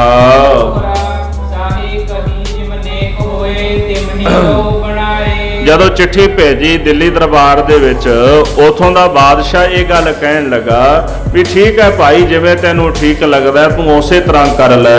ਆਪਾ ਮੁਖ ਪਿਆਰੀ ਤੁਝ ਗਈ ਤੁਝ ਕੇ ਕੌਣ ਦਨਾਏ। ਸੋ ਬਾਦਸ਼ਾਹ ਕਹਿਣ ਲੱਗਾ ਵੀ ਇੱਥੋਂ ਦੀ ਮੁਖਤਿਆਰੀ ਮੈਂ ਤੈਨੂੰ ਦਿੱਤੀ ਹੋਈ ਹੈ। ਅਸਲਮ ਖਾਨ ਨੂੰ ਬਾਦਸ਼ਾਹ ਕਹਿੰਦਾ ਇੱਥੋਂ ਦੀ ਮੁਖਤਿਆਰੀ ਮੈਂ ਤੈਨੂੰ ਦਿੱਤੀ ਹੋਈ ਹੈ, ਹੁਣ ਤੇਰੇ ਤੋਂ ਸਿਆਣਾ ਕੌਣ ਹੋ ਸਕਦਾ, ਜਿਵੇਂ ਤੈਨੂੰ ਠੀਕ ਲੱਗਦਾ ਤੂੰ ਉਵੇਂ ਕਰ ਲੈ। ਕਿਉਂਕਿ ਉਹ ਸਿੰਘਾਂ ਨਾਲ ਵੀ ਪ੍ਰੇਮ ਰੱਖਦਾ ਸੀ ਤੇ ਬਾਦਸ਼ਾਹ ਨੂੰ ਵੀ ਚਿੱਠੀਆਂ ਪਾਈ ਜਾਂਦਾ ਸੀ। ਸਿੰਘਾਂ ਨੂੰ ਆਖਦਾ ਸੀ ਮੈਂ ਤੁਹਾਡਾ ਪ੍ਰੇਮੀ ਆ, ਤੇ ਬਾਦਸ਼ਾਹ ਨੂੰ ਕਹਿ ਦਿੰਦਾ ਸੀ ਵੀ ਮੇਰਾ ਕਿਹੜਾ ਸਿੰਘਾਂ ਨਾਲ ਕੋਈ ਪ੍ਰੇਮ ਹੈ, ਤਾਂ ਮੈਂ ਸੁੱਖ ਸ਼ਾਂਤੀ ਵਾਸਤੇ ਹਲੇ ਸਿੰਘਾਂ ਨੂੰ ਥੋੜਾ ਜਿਹਾ ਪਤਿਆਇਆ ਹੋਇਆ, ਤੇ ਜਿਸ ਦਿਨ ਦਾ ਲੱਗਿਆ ਤੇ ਫੜ ਕੇ ਤੁਹਾਡੇ ਕੋਲ ਲੈ ਆਵਾਂਗਾ। ਤੇ ਬਾਦਸ਼ਾਹ ਵੀ ਕਹਿੰਦਾ ਠੀਕ ਹੈ, ਸ਼ਾਂਤੀ ਬਣੀ ਰਹਿਣ ਦੇ, ਜਦੋਂ ਮੌਕਾ ਮਿਲਿਆ ਤੇ ਸਿੰਘ ਗ੍ਰਿਫਤਾਰ ਕਰ ਲਈ, ਤੂੰ ਸਿਆਣਾ ਹੈ, ਜਿਵੇਂ ਤੈਨੂੰ ਚੰਗਾ ਲੱਗਿਆ ਉਵੇਂ ਕਰ ਲਈ। ਫੇਰ ਬਾਤਨ ਸਿੰਘਨ ਪਰ ਆਈ। ਭਾਈ ਸਾਹਿਬ ਭਾਈ ਰਤਨ ਸਿੰਘ ਜੀ ਕਹਿੰਦੇ ਖਾਲਸਾ ਜੀ ਹੁਣ ਫਿਰ ਗੱਲ ਸਿੰਘਾਂ ਤੇ ਆ ਗਈ ਹੈ। ਸੰਤ ਹੋ ਗੁਰਮੁਖ ਭਾਈ। ਤੇ ਗੁਰਮੁਖ ਜਨੋ ਭਾਈ ਸੰਤ ਜਨੋ ਪ੍ਰੇਮ ਨਾਲ ਸੁਣੋ। ਪੰਥ ਡੇਰਾ ਆਏ ਗੁਰ ਚੱਕ ਪਾਇਓ। ਪੰਥ ਨੇ ਸ੍ਰੀ ਅੰਮ੍ਰਿਤਸਰ ਸਾਹਿਬ ਵਿਖੇ ਆ ਕੇ ਡੇਰਾ ਕਰ ਲਿਆ। ਜਿਉਂ-ਜਿਉਂ ਸਮਾਂ ਨਿਕਲਦਾ ਦਿਨ ਪ੍ਰਤ ਦਿਨ ਖਾਲਸਾ ਵੱਧਦਾ ਜਾਂਦਾ, ਸਿੰਘਾਂ ਦੀ ਗਿਣਤੀ ਵੱਧਦੀ ਜਾਂਦੀ ਹੈ। ਨਿਤਾਂ ਪ੍ਰਤ ਲਾਹੌਰ ਦਰਬਾਰ ਵਿੱਚੋਂ ਟਕੇ ਚੱਲ ਕੇ ਆਉਂਦੇ ਹਨ। ਤੇ ਇਸੇ ਪ੍ਰਕਾਰ ਜਿਹੜਾ ਨਵਾਬ ਹੈ ਇਧਰੋਂ ਲਾਹੌਰ ਦਾ ਟਕੇ ਭੇਜਦਾ, ਇਧਰ ਅੱਧਾ ਨਵਾਬ ਕਪੂਰ ਸਿੰਘ ਉਹ ਜਿਹੜੀ ਮਾਇਆ ਆਉਂਦੀ ਆ ਉਹ ਸਾਰੀ ਸਿੰਘਾਂ ਨੂੰ ਵਰਤਾ ਦਿੰਦੇ ਨੇ। ਜਿੱਥੇ ਜਿੱਥੇ ਲੋੜ ਹੁੰਦੀ ਹੈ ਨਾ ਉੱਥੇ ਉੱਥੇ ਮਾਇਆ ਦੇ ਕੇ ਤੇ ਬਾਕੀ ਸਾਰੀ ਖਜ਼ਾਨੇ 'ਚ ਪਾ ਲੈਂਦੇ ਹਨ। ਅਕਾਲ ਬੂੰਗੇ ਪਹਿਲਾ ਨਾਮ ਸ੍ਰੀ ਅਕਾਲ ਤਖਤ ਸਾਹਿਬ ਦਾ। ਅਕਾਲ ਬੂੰਗੇ ਬਹਿ ਕੇ ਦੀਵਾਨ ਪੰਥ ਸਜਾਉਂਦਾ ਹੈ। ਅੰਮ੍ਰਿਤ ਵੇਲੇ ਉੱਠ ਕੇ ਖਾਲਸਾ ਪੰਥ ਸ੍ਰੀ ਅੰਮ੍ਰਿਤਸਰ ਸਾਹਿਬ ਜੀ ਦੇ ਪਾਵਨ ਸਰੋਵਰ ਵਿੱਚ ਇਸ਼ਨਾਨ ਕਰਦਾ ਹੈ। ਅੰਮ੍ਰਿਤਸਰ ਸਾਹਿਬ ਦਾ ਪਾਵਨ ਪਵਿੱਤਰ ਸਰੋਵਰ ਤੁਰਕ ਵੀ ਕਹਿੰਦੇ ਸਨ ਖਾਲਸੇ ਦਾ ਆਬੇ ਹਯਾਤ, ਜਿਹਦੇ ਵਿੱਚ ਇਸ਼ਨਾਨ ਕਰਕੇ ਅਮਰ ਹੋ ਜਾਂਦੇ ਨੇ। ਇਹਨਾਂ ਨੂੰ ਮਾਰਨਾ ਔਖਾ ਹੋ ਜਾਂਦਾ ਹੈ। ਤਾਂ ਹੀ ਤਾਂ ਸਮੇਂ ਦੀਆਂ ਸਰਕਾਰਾਂ ਸਮੇਂ-ਸਮੇਂ ਨਾਲ ਸ੍ਰੀ ਹਰਿਮੰਦਰ ਸਾਹਿਬ ਨੂੰ ਮਿਟਾਉਣਾ ਚਾਹੁੰਦੀਆਂ, ਪਰ ਜਿਨ੍ਹਾਂ ਨੇ ਅੱਜ ਤਾਈਂ ਯਤਨ ਕੀਤਾ ਸ੍ਰੀ ਹਰਿਮੰਦਰ ਸਾਹਿਬ ਨੂੰ ਮਿਟਾਉਣ ਦਾ, ਖੁਦ ਮਿਟ ਗਏ। ਦੁਨੀਆ ਤੋਂ ਨਾਮੋ ਨਿਸ਼ਾਨ ਉਹਨਾਂ ਦਾ ਮਿਟ ਗਿਆ। ਕਪੂਰ ਸਿੰਘ ਪਰ ਕਿਰਪਾ ਪੰਥ ਕਰੀ। ਭਾਈ ਕਪੂਰ ਸਿੰਘ ਦੇ ਉੱਪਰ ਸਾਰੇ ਪੰਥ ਨੇ ਬੜੀ ਕਿਰਪਾ ਕੀਤੀ ਹੈ। ਜਦੋਂ ਨਵਾਬੀ ਪ੍ਰਾਪਤ ਹੋਈ ਤੇ ਉਹਨਾਂ ਵਿੱਚ ਚੰਗੀ ਬੁੱਧੀ ਦਾ ਵੀ ਪ੍ਰਕਾਸ਼ ਹੋ ਗਿਆ। ਜਥੇਦਾਰ ਉਹੀ ਸ਼ੋਭਦਾ ਹੈ ਜਿਹਦੀ ਬੁੱਧੀ ਤੀਖਣ ਹੋਵੇ, ਸਿਆਣਾ ਸਮਝਦਾਰ ਹੋਵੇ, ਸਾਰੇ ਪੰਥ ਦੇ ਵਿੱਚ ਪ੍ਰੇਮ ਬਣਾ ਕੇ ਰੱਖੇ। ਅੱਜ ਵਾਂਗੂ ਨਹੀਂ ਕਿ ਜਿੱਤੇ ਜਥੇਬੰਦੀਆਂ ਦੇ ਜਥੇਦਾਰ ਬਣ ਗਏ, ਜਦੋਂ ਜੀ ਕੀਤਾ ਉਦੋਂ ਲੜਾਈ ਪਾ ਦਿੱਤੀ ਆਪਸ ਵਿੱਚ। ਇਦਾਂ ਦੇ ਜਥੇਦਾਰ ਥੋੜਾ ਹੁੰਦੇ ਨੇ। ਜਥੇਦਾਰ ਤੀਖਣ ਬੁੱਧੀ ਵਾਲੇ ਹੁੰਦੇ ਨੇ, ਜਿਹੜੇ ਪੰਥ ਨੂੰ ਆਪਸ ਵਿੱਚ ਮੇਲ ਜੋਲ ਕਰਾ ਕੇ ਉਹਨਾਂ ਨੂੰ ਰੱਖਦੇ ਹਨ। ਨਵਾਬ ਕਪੂਰ ਸਿੰਘ ਦੇ ਉੱਪਰ ਵੀ ਪੰਥ ਦੀ ਕਿਰਪਾ ਹੋ ਗਈ। ਇਸ ਪ੍ਰਕਾਰ ਤੀਖਣ ਬੁੱਧੀ ਉਹਨਾਂ ਵਿੱਚ ਪੈਦਾ ਹੋ ਗਈ ਹੈ। ਤੇ ਹੁਣ ਜੇ ਜਥੇਦਾਰੀ ਮਿਲ ਗਈ ਤੇ ਇਹ ਨੇ ਵੀ ਦੂਜਿਆਂ ਦੀ ਬਦਨਾਮੀ ਕਰੀ ਜਾਓ, ਦੂਜਿਆਂ ਨੂੰ ਮਾੜਾ ਕਹੀ ਜਾਓ ਤੇ ਆਪਣੇ ਆਪ ਨੂੰ ਜਥੇਦਾਰ ਥਾਪੀ ਜਾਓ ਵੀ ਮੇਰੇ ਤੋਂ ਵੱਡਾ ਕੋਈ ਨਹੀਂ। ਇਸ ਤਰ੍ਹਾਂ ਨਹੀਂ ਹੁੰਦਾ ਜਿਵੇਂ ਅੱਜ ਕੱਲ ਸਾਡੇ ਕਰਦੇ ਨੇ। ਜਦੋਂ ਨਵਾਬੀ ਮਿਲ ਗਈ, ਜਿਵੇਂ ਸਿਆਣੇ ਕਹਿੰਦੇ ਵੀ ਜਦੋਂ ਟਾਹਣੀ ਨਾਲ ਫਲ ਲੱਗਦਾ ਤੇ ਜਿੰਨਾ ਜ਼ਿਆਦਾ ਰਸ ਉਹਦੇ ਅੰਦਰ ਭਰਦਾ ਉਹਨਾਂ ਉਹ ਝੁਕਦਾ ਹੈ। ਨਵਾਬ ਕਪੂਰ ਸਿੰਘ ਜਿਹੜੇ ਸਨ, ਪੰਥ ਨੇ ਕਿਰਪਾ ਕਰ ਦਿੱਤੀ, ਨਵਾਬੀ ਮਿਲ ਗਈ ਤੇ ਉਹ ਸਿੰਘਾਂ ਦਾ ਆਦਰ ਸਤਿਕਾਰ ਬੜਾ ਕਰਦੇ ਸਨ। ਅੱਜ ਕੱਲ ਜਥੇਦਾਰੀ ਮਿਲ ਜਾਏ ਤੇ ਆਕੜ ਕੇ ਮੂਹਰੇ ਖਲੋ ਜਾਂਦੇ ਵੀ ਤੂੰ ਮੇਰੇ ਗੋਡੀ ਹੱਥ ਲਾ, ਕਿਉਂ ਮੈਂ ਜਥੇਦਾਰ ਆ ਨਾ, ਵੀ ਮੈਂ ਤੇਰੇ ਗੋਡੀ ਹੱਥ ਕਿਉਂ ਲਾਵਾਂ। ਇਦਾਂ ਦੀ ਬਿਰਤੀ ਸਾਡੀ ਬਣ ਗਈ। ਪਰ ਉਹ ਪੁਰਾਤਨ ਸਿੰਘ ਜਿਹੜੇ ਆਦਰ ਕਰਦੇ ਸਨ ਸਾਰੇ ਸਿੰਘਾਂ ਦਾ, ਸਭ ਨਾਲ ਪ੍ਰੇਮ ਕਰਦੇ ਸਨ, ਸਭ ਦਾ ਸਤਿਕਾਰ ਕਰਦੇ ਸਨ। ਪੰਥ ਤੋਂ ਪੁੱਛੇ ਬਿਨਾ ਕੋਈ ਵੀ ਗੱਲ ਨਹੀਂ ਸਹੀ ਕਰਦੇ। ਜਦੋਂ ਵੀ ਕੋਈ ਮਸਲਾ ਹੋਣਾ, ਕੋਈ ਗੁਰਮਤਾ ਹੋਣਾ, ਕੋਈ ਸਲਾਹ ਕਰਨੀ ਹੋਣੀ ਤੇ ਸਾਰੇ ਪੰਥ ਨੂੰ ਇਕੱਠਾ ਕਰ ਲੈਣਾ ਤੇ ਸਿੰਘਾਂ ਦੇ ਵਿੱਚ ਬਹਿ ਕੇ ਆਪਸ ਵਿੱਚ ਗੁਰਮਤਾ ਕਰ ਲੈਣਾ ਵੀ ਕੀ ਕਰਨਾ ਚਾਹੀਦਾ। ਤੇ ਜਿਸ ਗੁਰਮਤੇ ਉੱਪਰ ਪੰਥ ਆਪਣੀ ਸਲਾਹ ਦਿੰਦਾ ਸੀ ਵੀ ਆਹ ਜਿਹੜਾ ਗੁਰਮਤਾ ਠੀਕ ਹੈ ਤੇ ਆਪਾਂ ਇਹ ਲਾਗੂ ਕਰ ਲਈਏ, ਇਸ ਤਰ੍ਹਾਂ ਕਰ ਲਈਏ। ਜਿਵੇਂ ਪੰਥ ਨੇ ਸਾਰਿਆਂ ਨੇ ਸਲਾਹ ਦੇਣੀ ਤੇ ਉਸੇ ਤਰ੍ਹਾਂ ਹੀ ਉਹਨਾਂ ਨੇ ਮੰਨ ਲੈਣੀ। ਅੱਗੇ ਸੇਵਾ ਕਰਦੇ ਹੁੰਦੇ ਸਨ, ਨਵਾਬੀ ਮਿਲਣ ਤੋਂ ਬਾਅਦ ਹੋਰ ਜ਼ਿਆਦਾ ਸੇਵਾ ਕਰਨ ਲੱਗ ਗਏ। ਨਵਾਬੀ ਲੈਣ ਵੇਲੇ ਉਹਨਾਂ ਨੇ ਇੱਕ ਅਰਦਾਸ ਕੀਤੀ ਸੀ, ਨਵਾਬੀ ਦੇ ਦਿਓ ਪਰ ਸੇਵਾ ਨਾ ਖੋਇਓ। ਆ ਜਿਹੜਾ ਪੱਖਾ ਚੱਲਦਾ ਇਸੇ ਤਰ੍ਹਾਂ ਚੱਲਾਂਗਾ, ਘੋੜਿਆਂ ਨੂੰ ਦਾਣਾ ਪਾਉਂਦਾ ਇਸੇ ਤਰ੍ਹਾਂ ਦਾਣਾ ਪਾਵਾਂਗਾ, ਘੋੜਿਆਂ ਦੀ ਸੇਵਾ ਕਰਦਾ ਲਿੱਦ ਚੁੱਕਦਾ ਇਸੇ ਤਰ੍ਹਾਂ ਹੀ ਲਿੱਦ ਚੁੱਕਾਂਗਾ। ਮੇਰੇ ਕੋਲ ਜਿਹੜੀ ਸੇਵਾ ਹੈ ਮੈਂ ਉਹ ਸੇਵਾ ਉਸੇ ਤਰ੍ਹਾਂ ਹੀ ਕਰਨੀ ਹੈ, ਭਾਵੇਂ ਮੈਨੂੰ ਨਵਾਬ ਬਣਾ ਦਿਓ। ਨਵਾਬੀ ਮਿਲਣ ਤੋਂ ਬਾਅਦ ਭਾਈ ਕਪੂਰ ਸਿੰਘ ਜੀ ਹੋਰ ਜ਼ਿਆਦਾ ਸੇਵਾ ਕਰਨ ਲੱਗ ਪਏ, ਅੱਗੇ ਨਾਲੋਂ ਵੱਧ ਕੇ ਸੇਵਾ ਕਰਦੇ ਹਨ। ਸੇਵਾ ਕਰਦਿਆਂ ਕਰਦਿਆਂ ਮਨ ਵਿੱਚ ਬੜੀ ਗਰੀਬੀ ਆ ਗਈ, ਨਿਮਰਤਾ ਆ ਗਈ ਹੈ। ਜਿਸ ਤਰ੍ਹਾਂ ਉਹ ਪੰਥ ਦੀ ਟਹਿਲ ਸੇਵਾ ਕਰਦੇ ਹਨ, ਤਿਉਂ-ਤਿਉਂ ਸਿੰਘ ਜੀ ਗੁਰਮਤਿ ਦੀ ਪ੍ਰਾਪਤੀ ਕਰਦੇ, ਭਾਵ ਗੁਰੂ ਦੀ ਮੱਤ ਦਾ ਹਿਰਦੇ ਵਿੱਚ ਪ੍ਰਕਾਸ਼ ਹੁੰਦਾ ਜਿਉਂ-ਜਿਉਂ ਸੇਵਾ ਕਰਦੇ ਹਨ।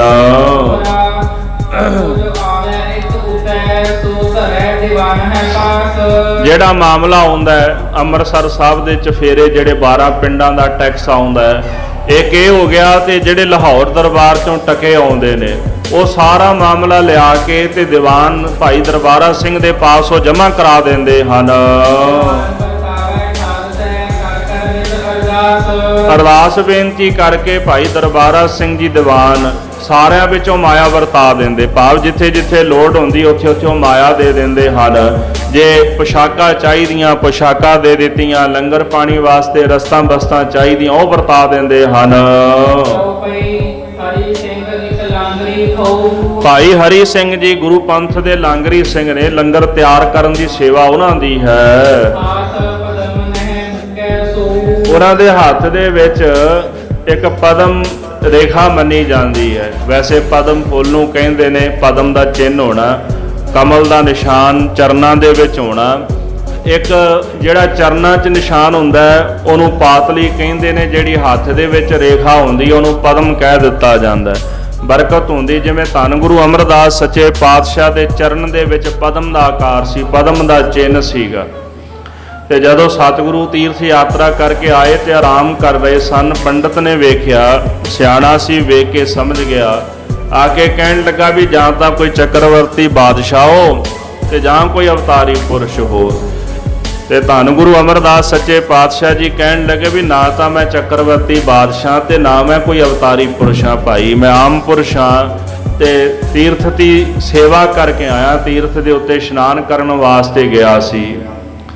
ਤੇ ਭੇਟਾ ਦੇਣ ਲੱਗੇ, ਪੰਡਤ ਕਹਿੰਦਾ ਨਹੀਂ ਹੁਣ ਨਹੀਂ ਚਾਹੀਦੀ, ਸਮਾਂ ਆਵੇਗਾ ਫਿਰ ਲਵਾਂਗਾ।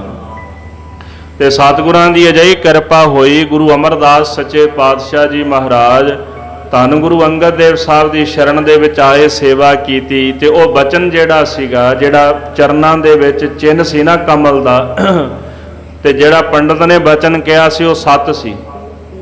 ਤਖਤ ਉੱਪਰ ਬੈਠੇ ਮਹਾਰਾਜ ਸੱਚੇ ਪਾਤਸ਼ਾਹ। ਤੇ ਜਦੋਂ ਸਤਿਗੁਰੂ ਤੀਰਥ ਯਾਤਰਾ ਕਰਕੇ ਆਏ, ਤੀਰਥਾਂ ਨੂੰ ਪਵਿੱਤਰ ਕਰਨ ਵਾਸਤੇ ਗਏ ਗੁਰੂ ਅਮਰਦਾਸ ਜੀ, ਉਹ ਸ਼ਬਦ ਵੀ ਬਾਣੀ ਦੇ ਵਿੱਚ ਆਉਂਦਾ ਹੈ। ਸਤਿਗੁਰਾਂ ਨੇ ਤੀਰਥ ਦਾ ਰਟਨ ਕੀਤਾ, ਕਿਉਂ? ਲੋਕਾਂ ਦਾ ਉਧਾਰ ਕਰਨ ਵਾਸਤੇ ਗੁਰੂ ਅਮਰਦਾਸ ਮਹਾਰਾਜ ਤੀਰਥਾਂ ਤੇ ਗਏ। ਜਦੋਂ ਵਾਪਸ ਮੁੜ ਕੇ ਆਏ ਤੇ ਉਸੇ ਪਿੰਡ ਵਿੱਚ ਫਿਰ ਪੜਾਅ ਕਰ ਲਿਆ। ਪੰਡਤ ਨੇ ਵੇਖ ਲਿਆ, ਪਛਾਣ ਲਿਆ, ਆ ਗਿਆ ਸਤਿਗੁਰੂ ਪਛਾਣ ਲਿਆ। ਮਹਾਰਾਜ ਕਹਿੰਦੇ ਹਾਂ ਭਾਈ ਤੈਨੂੰ ਕਿਵੇਂ ਭੁੱਲ ਸਕਦੇ ਆ। ਤੇ ਸਤਿਗੁਰੂ ਕਹਿੰਦੇ ਮੰਗ ਕੀ ਮੰਗਦਾ? ਉਦੋਂ ਤਾਂ ਦਕਸ਼ਣਾ ਲਈ ਨਹੀਂ ਸੀ ਨਾ ਉਹਨੇ, ਵੀ ਸਮਾਂ ਆਏਗਾ ਫੇਰ ਲਵਾਂਗਾ।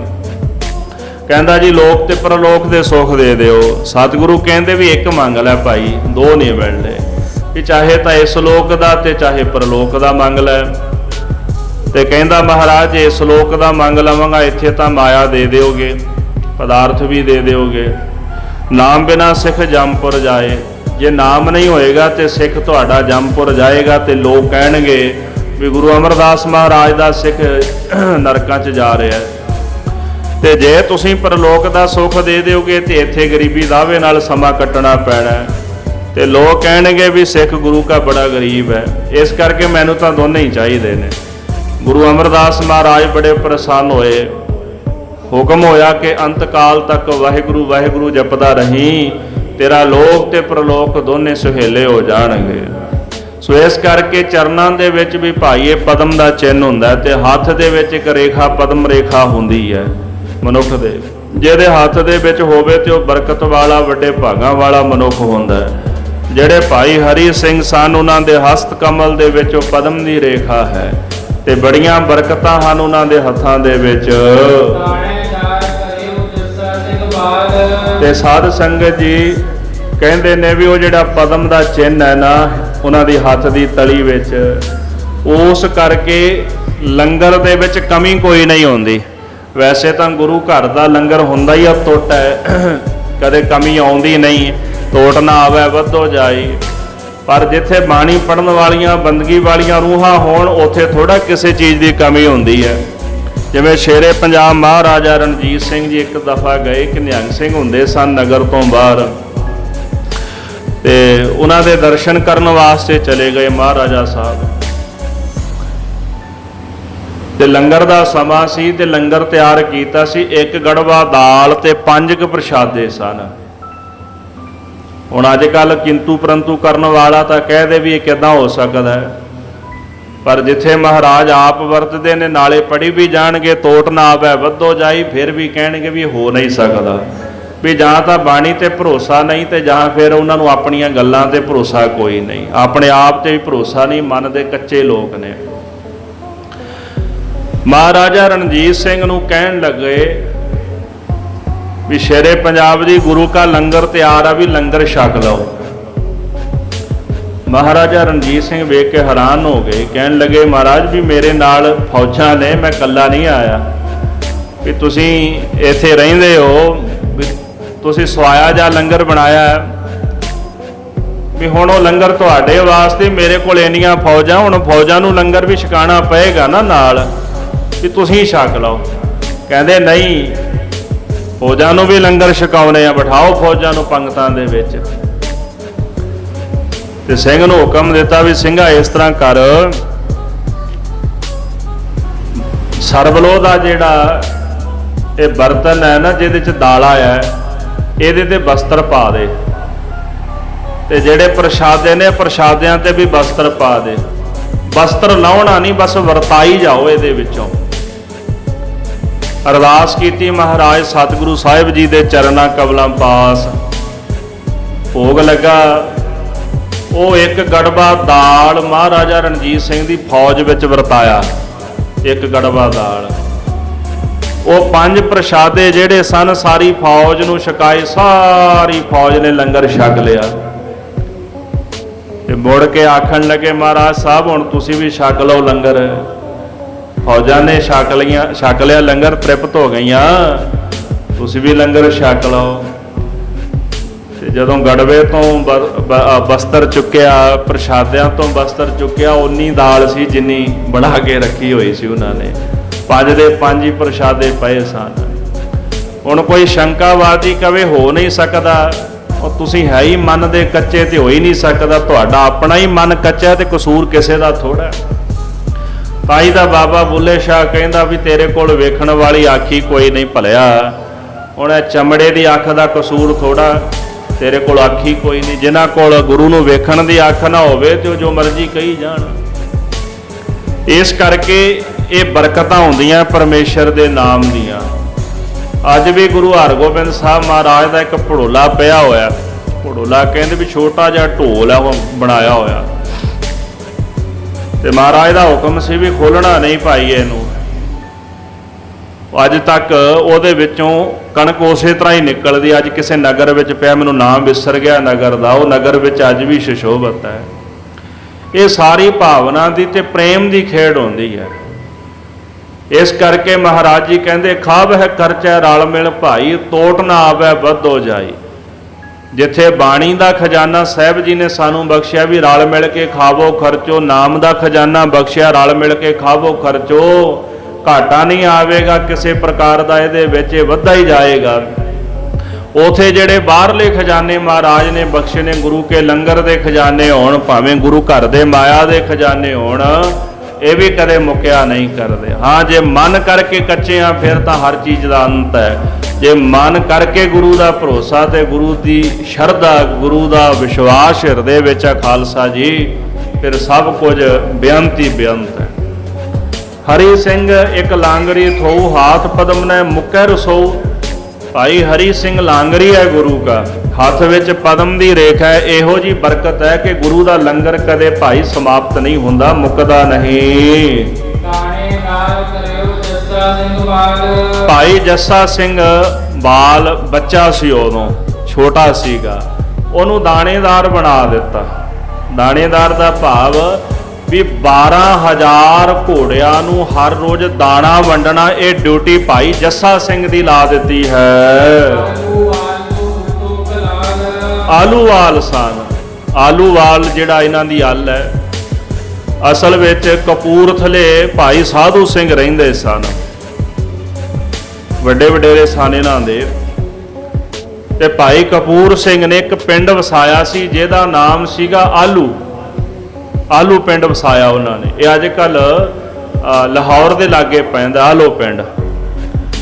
ਆਲੋ ਪਿੰਡ ਜਿਹੜਾ ਸੀਗਾ, ਉੱਥੇ ਆ ਕੇ ਉਹ ਰਹਿਣ ਲੱਗ ਪਏ। ਤੇ ਇਹਨਾਂ ਦਾ ਅੱਗੋਂ ਪੜੋਤਾ ਹੋਇਆ ਬਾਬਾ ਬਦਰ ਸਿੰਘ। ਜਿਹੜੇ ਬਾਬਾ ਬਦਰ ਸਿੰਘ ਸਨ, ਉਹ ਨਵਾਬ ਕਪੂਰ ਸਿੰਘ ਦੀ ਮਿਸਲ ਵਿੱਚ ਰਹਿੰਦੇ ਸਨ। ਇਹਨਾਂ ਦੇ ਸੇਵਕ ਸਨ, ਸੇਵਾ ਕਰਦੇ ਸਨ ਪੰਥ ਦੀ। ਉਹਨਾਂ ਸਰੀਰ ਤਿਆਗ ਦਿੱਤਾ ਤੇ ਜੱਸਾ ਸਿੰਘ ਛੋਟਾ ਜਿਹਾ ਹੁੰਦਾ ਸੀਗਾ। ਤੇ ਇਹਨਾਂ ਦੀ ਜਿਹੜੀ ਮਾਤਾ ਸੀ ਤੇ ਭਾਈ ਜੱਸਾ ਸਿੰਘ, ਦੋਹਾਂ ਜਾਣਿਆਂ ਨੂੰ ਮਾਤਾ ਸੁੰਦਰੀ ਜੀ ਦਿੱਲੀ ਲੈ ਗਏ, ਉਹਨਾਂ ਕੋਲ ਭੇਜ ਦਿੱਤਾ ਗਿਆ।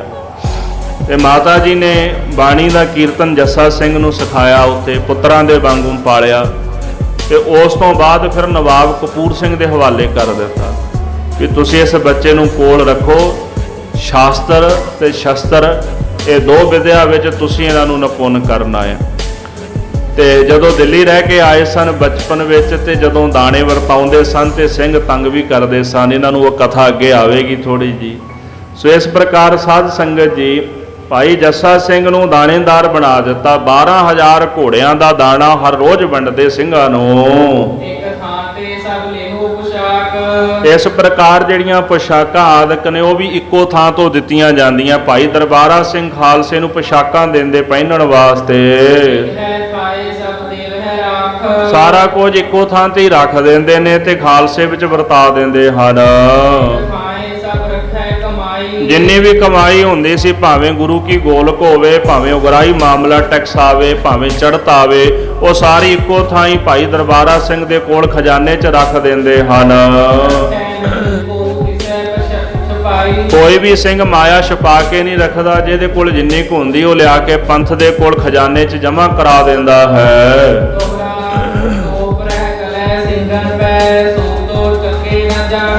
ਜਿਹੜੀਆਂ ਵੱਡੀਆਂ ਤੋਪਾਂ ਤੇ ਰਹਿ ਕਲੇ ਛੋਟੀਆਂ ਤੋਪਾਂ ਨੇ, ਹੁਣ ਉਹ ਹਰ ਇੱਕ ਸਿੰਘ ਉਹਨੂੰ ਨਹੀਂ ਸੀ ਚੱਕ ਸਕਦਾ। ਚੁੱਕਣੀਆਂ ਵੀ ਪੈਂਦੀਆਂ ਸਨ ਤੇ ਉਹਨਾਂ ਨੂੰ ਚੱਕਣਾ ਬਹੁਤ ਜ਼ਿਆਦਾ ਕਠਿਨ ਹੁੰਦਾ ਹੈ। ਇਸੇ ਪ੍ਰਕਾਰ ਜਿਹੜੇ ਜੰਬੂਰੇ ਤੇ ਜੰਜਾਇਲ ਹੁੰਦੇ ਸਨ, ਉਹਨਾਂ ਨੂੰ ਸਿੰਘ ਉਠਾ ਕੇ ਤੁਰਦੇ ਹੁੰਦੇ ਸਨ। ਕੋਈ ਜਿਹੜਾ ਬਲੀ ਸਿੰਘ ਸੀਗਾ ਨਾ, ਜਿਹਦੇ ਕੋਲ ਜ਼ਿਆਦੀ ਤਾਕਤ, ਚੰਗਾ ਲੰਬਾ ਸਰੀਰ ਹੋਵੇ, ਉਹ ਸਿੰਘ ਇਹਨਾਂ ਨੂੰ ਚੁੱਕ ਕੇ ਤੁਰਿਆ ਕਰਦੇ ਸਨ।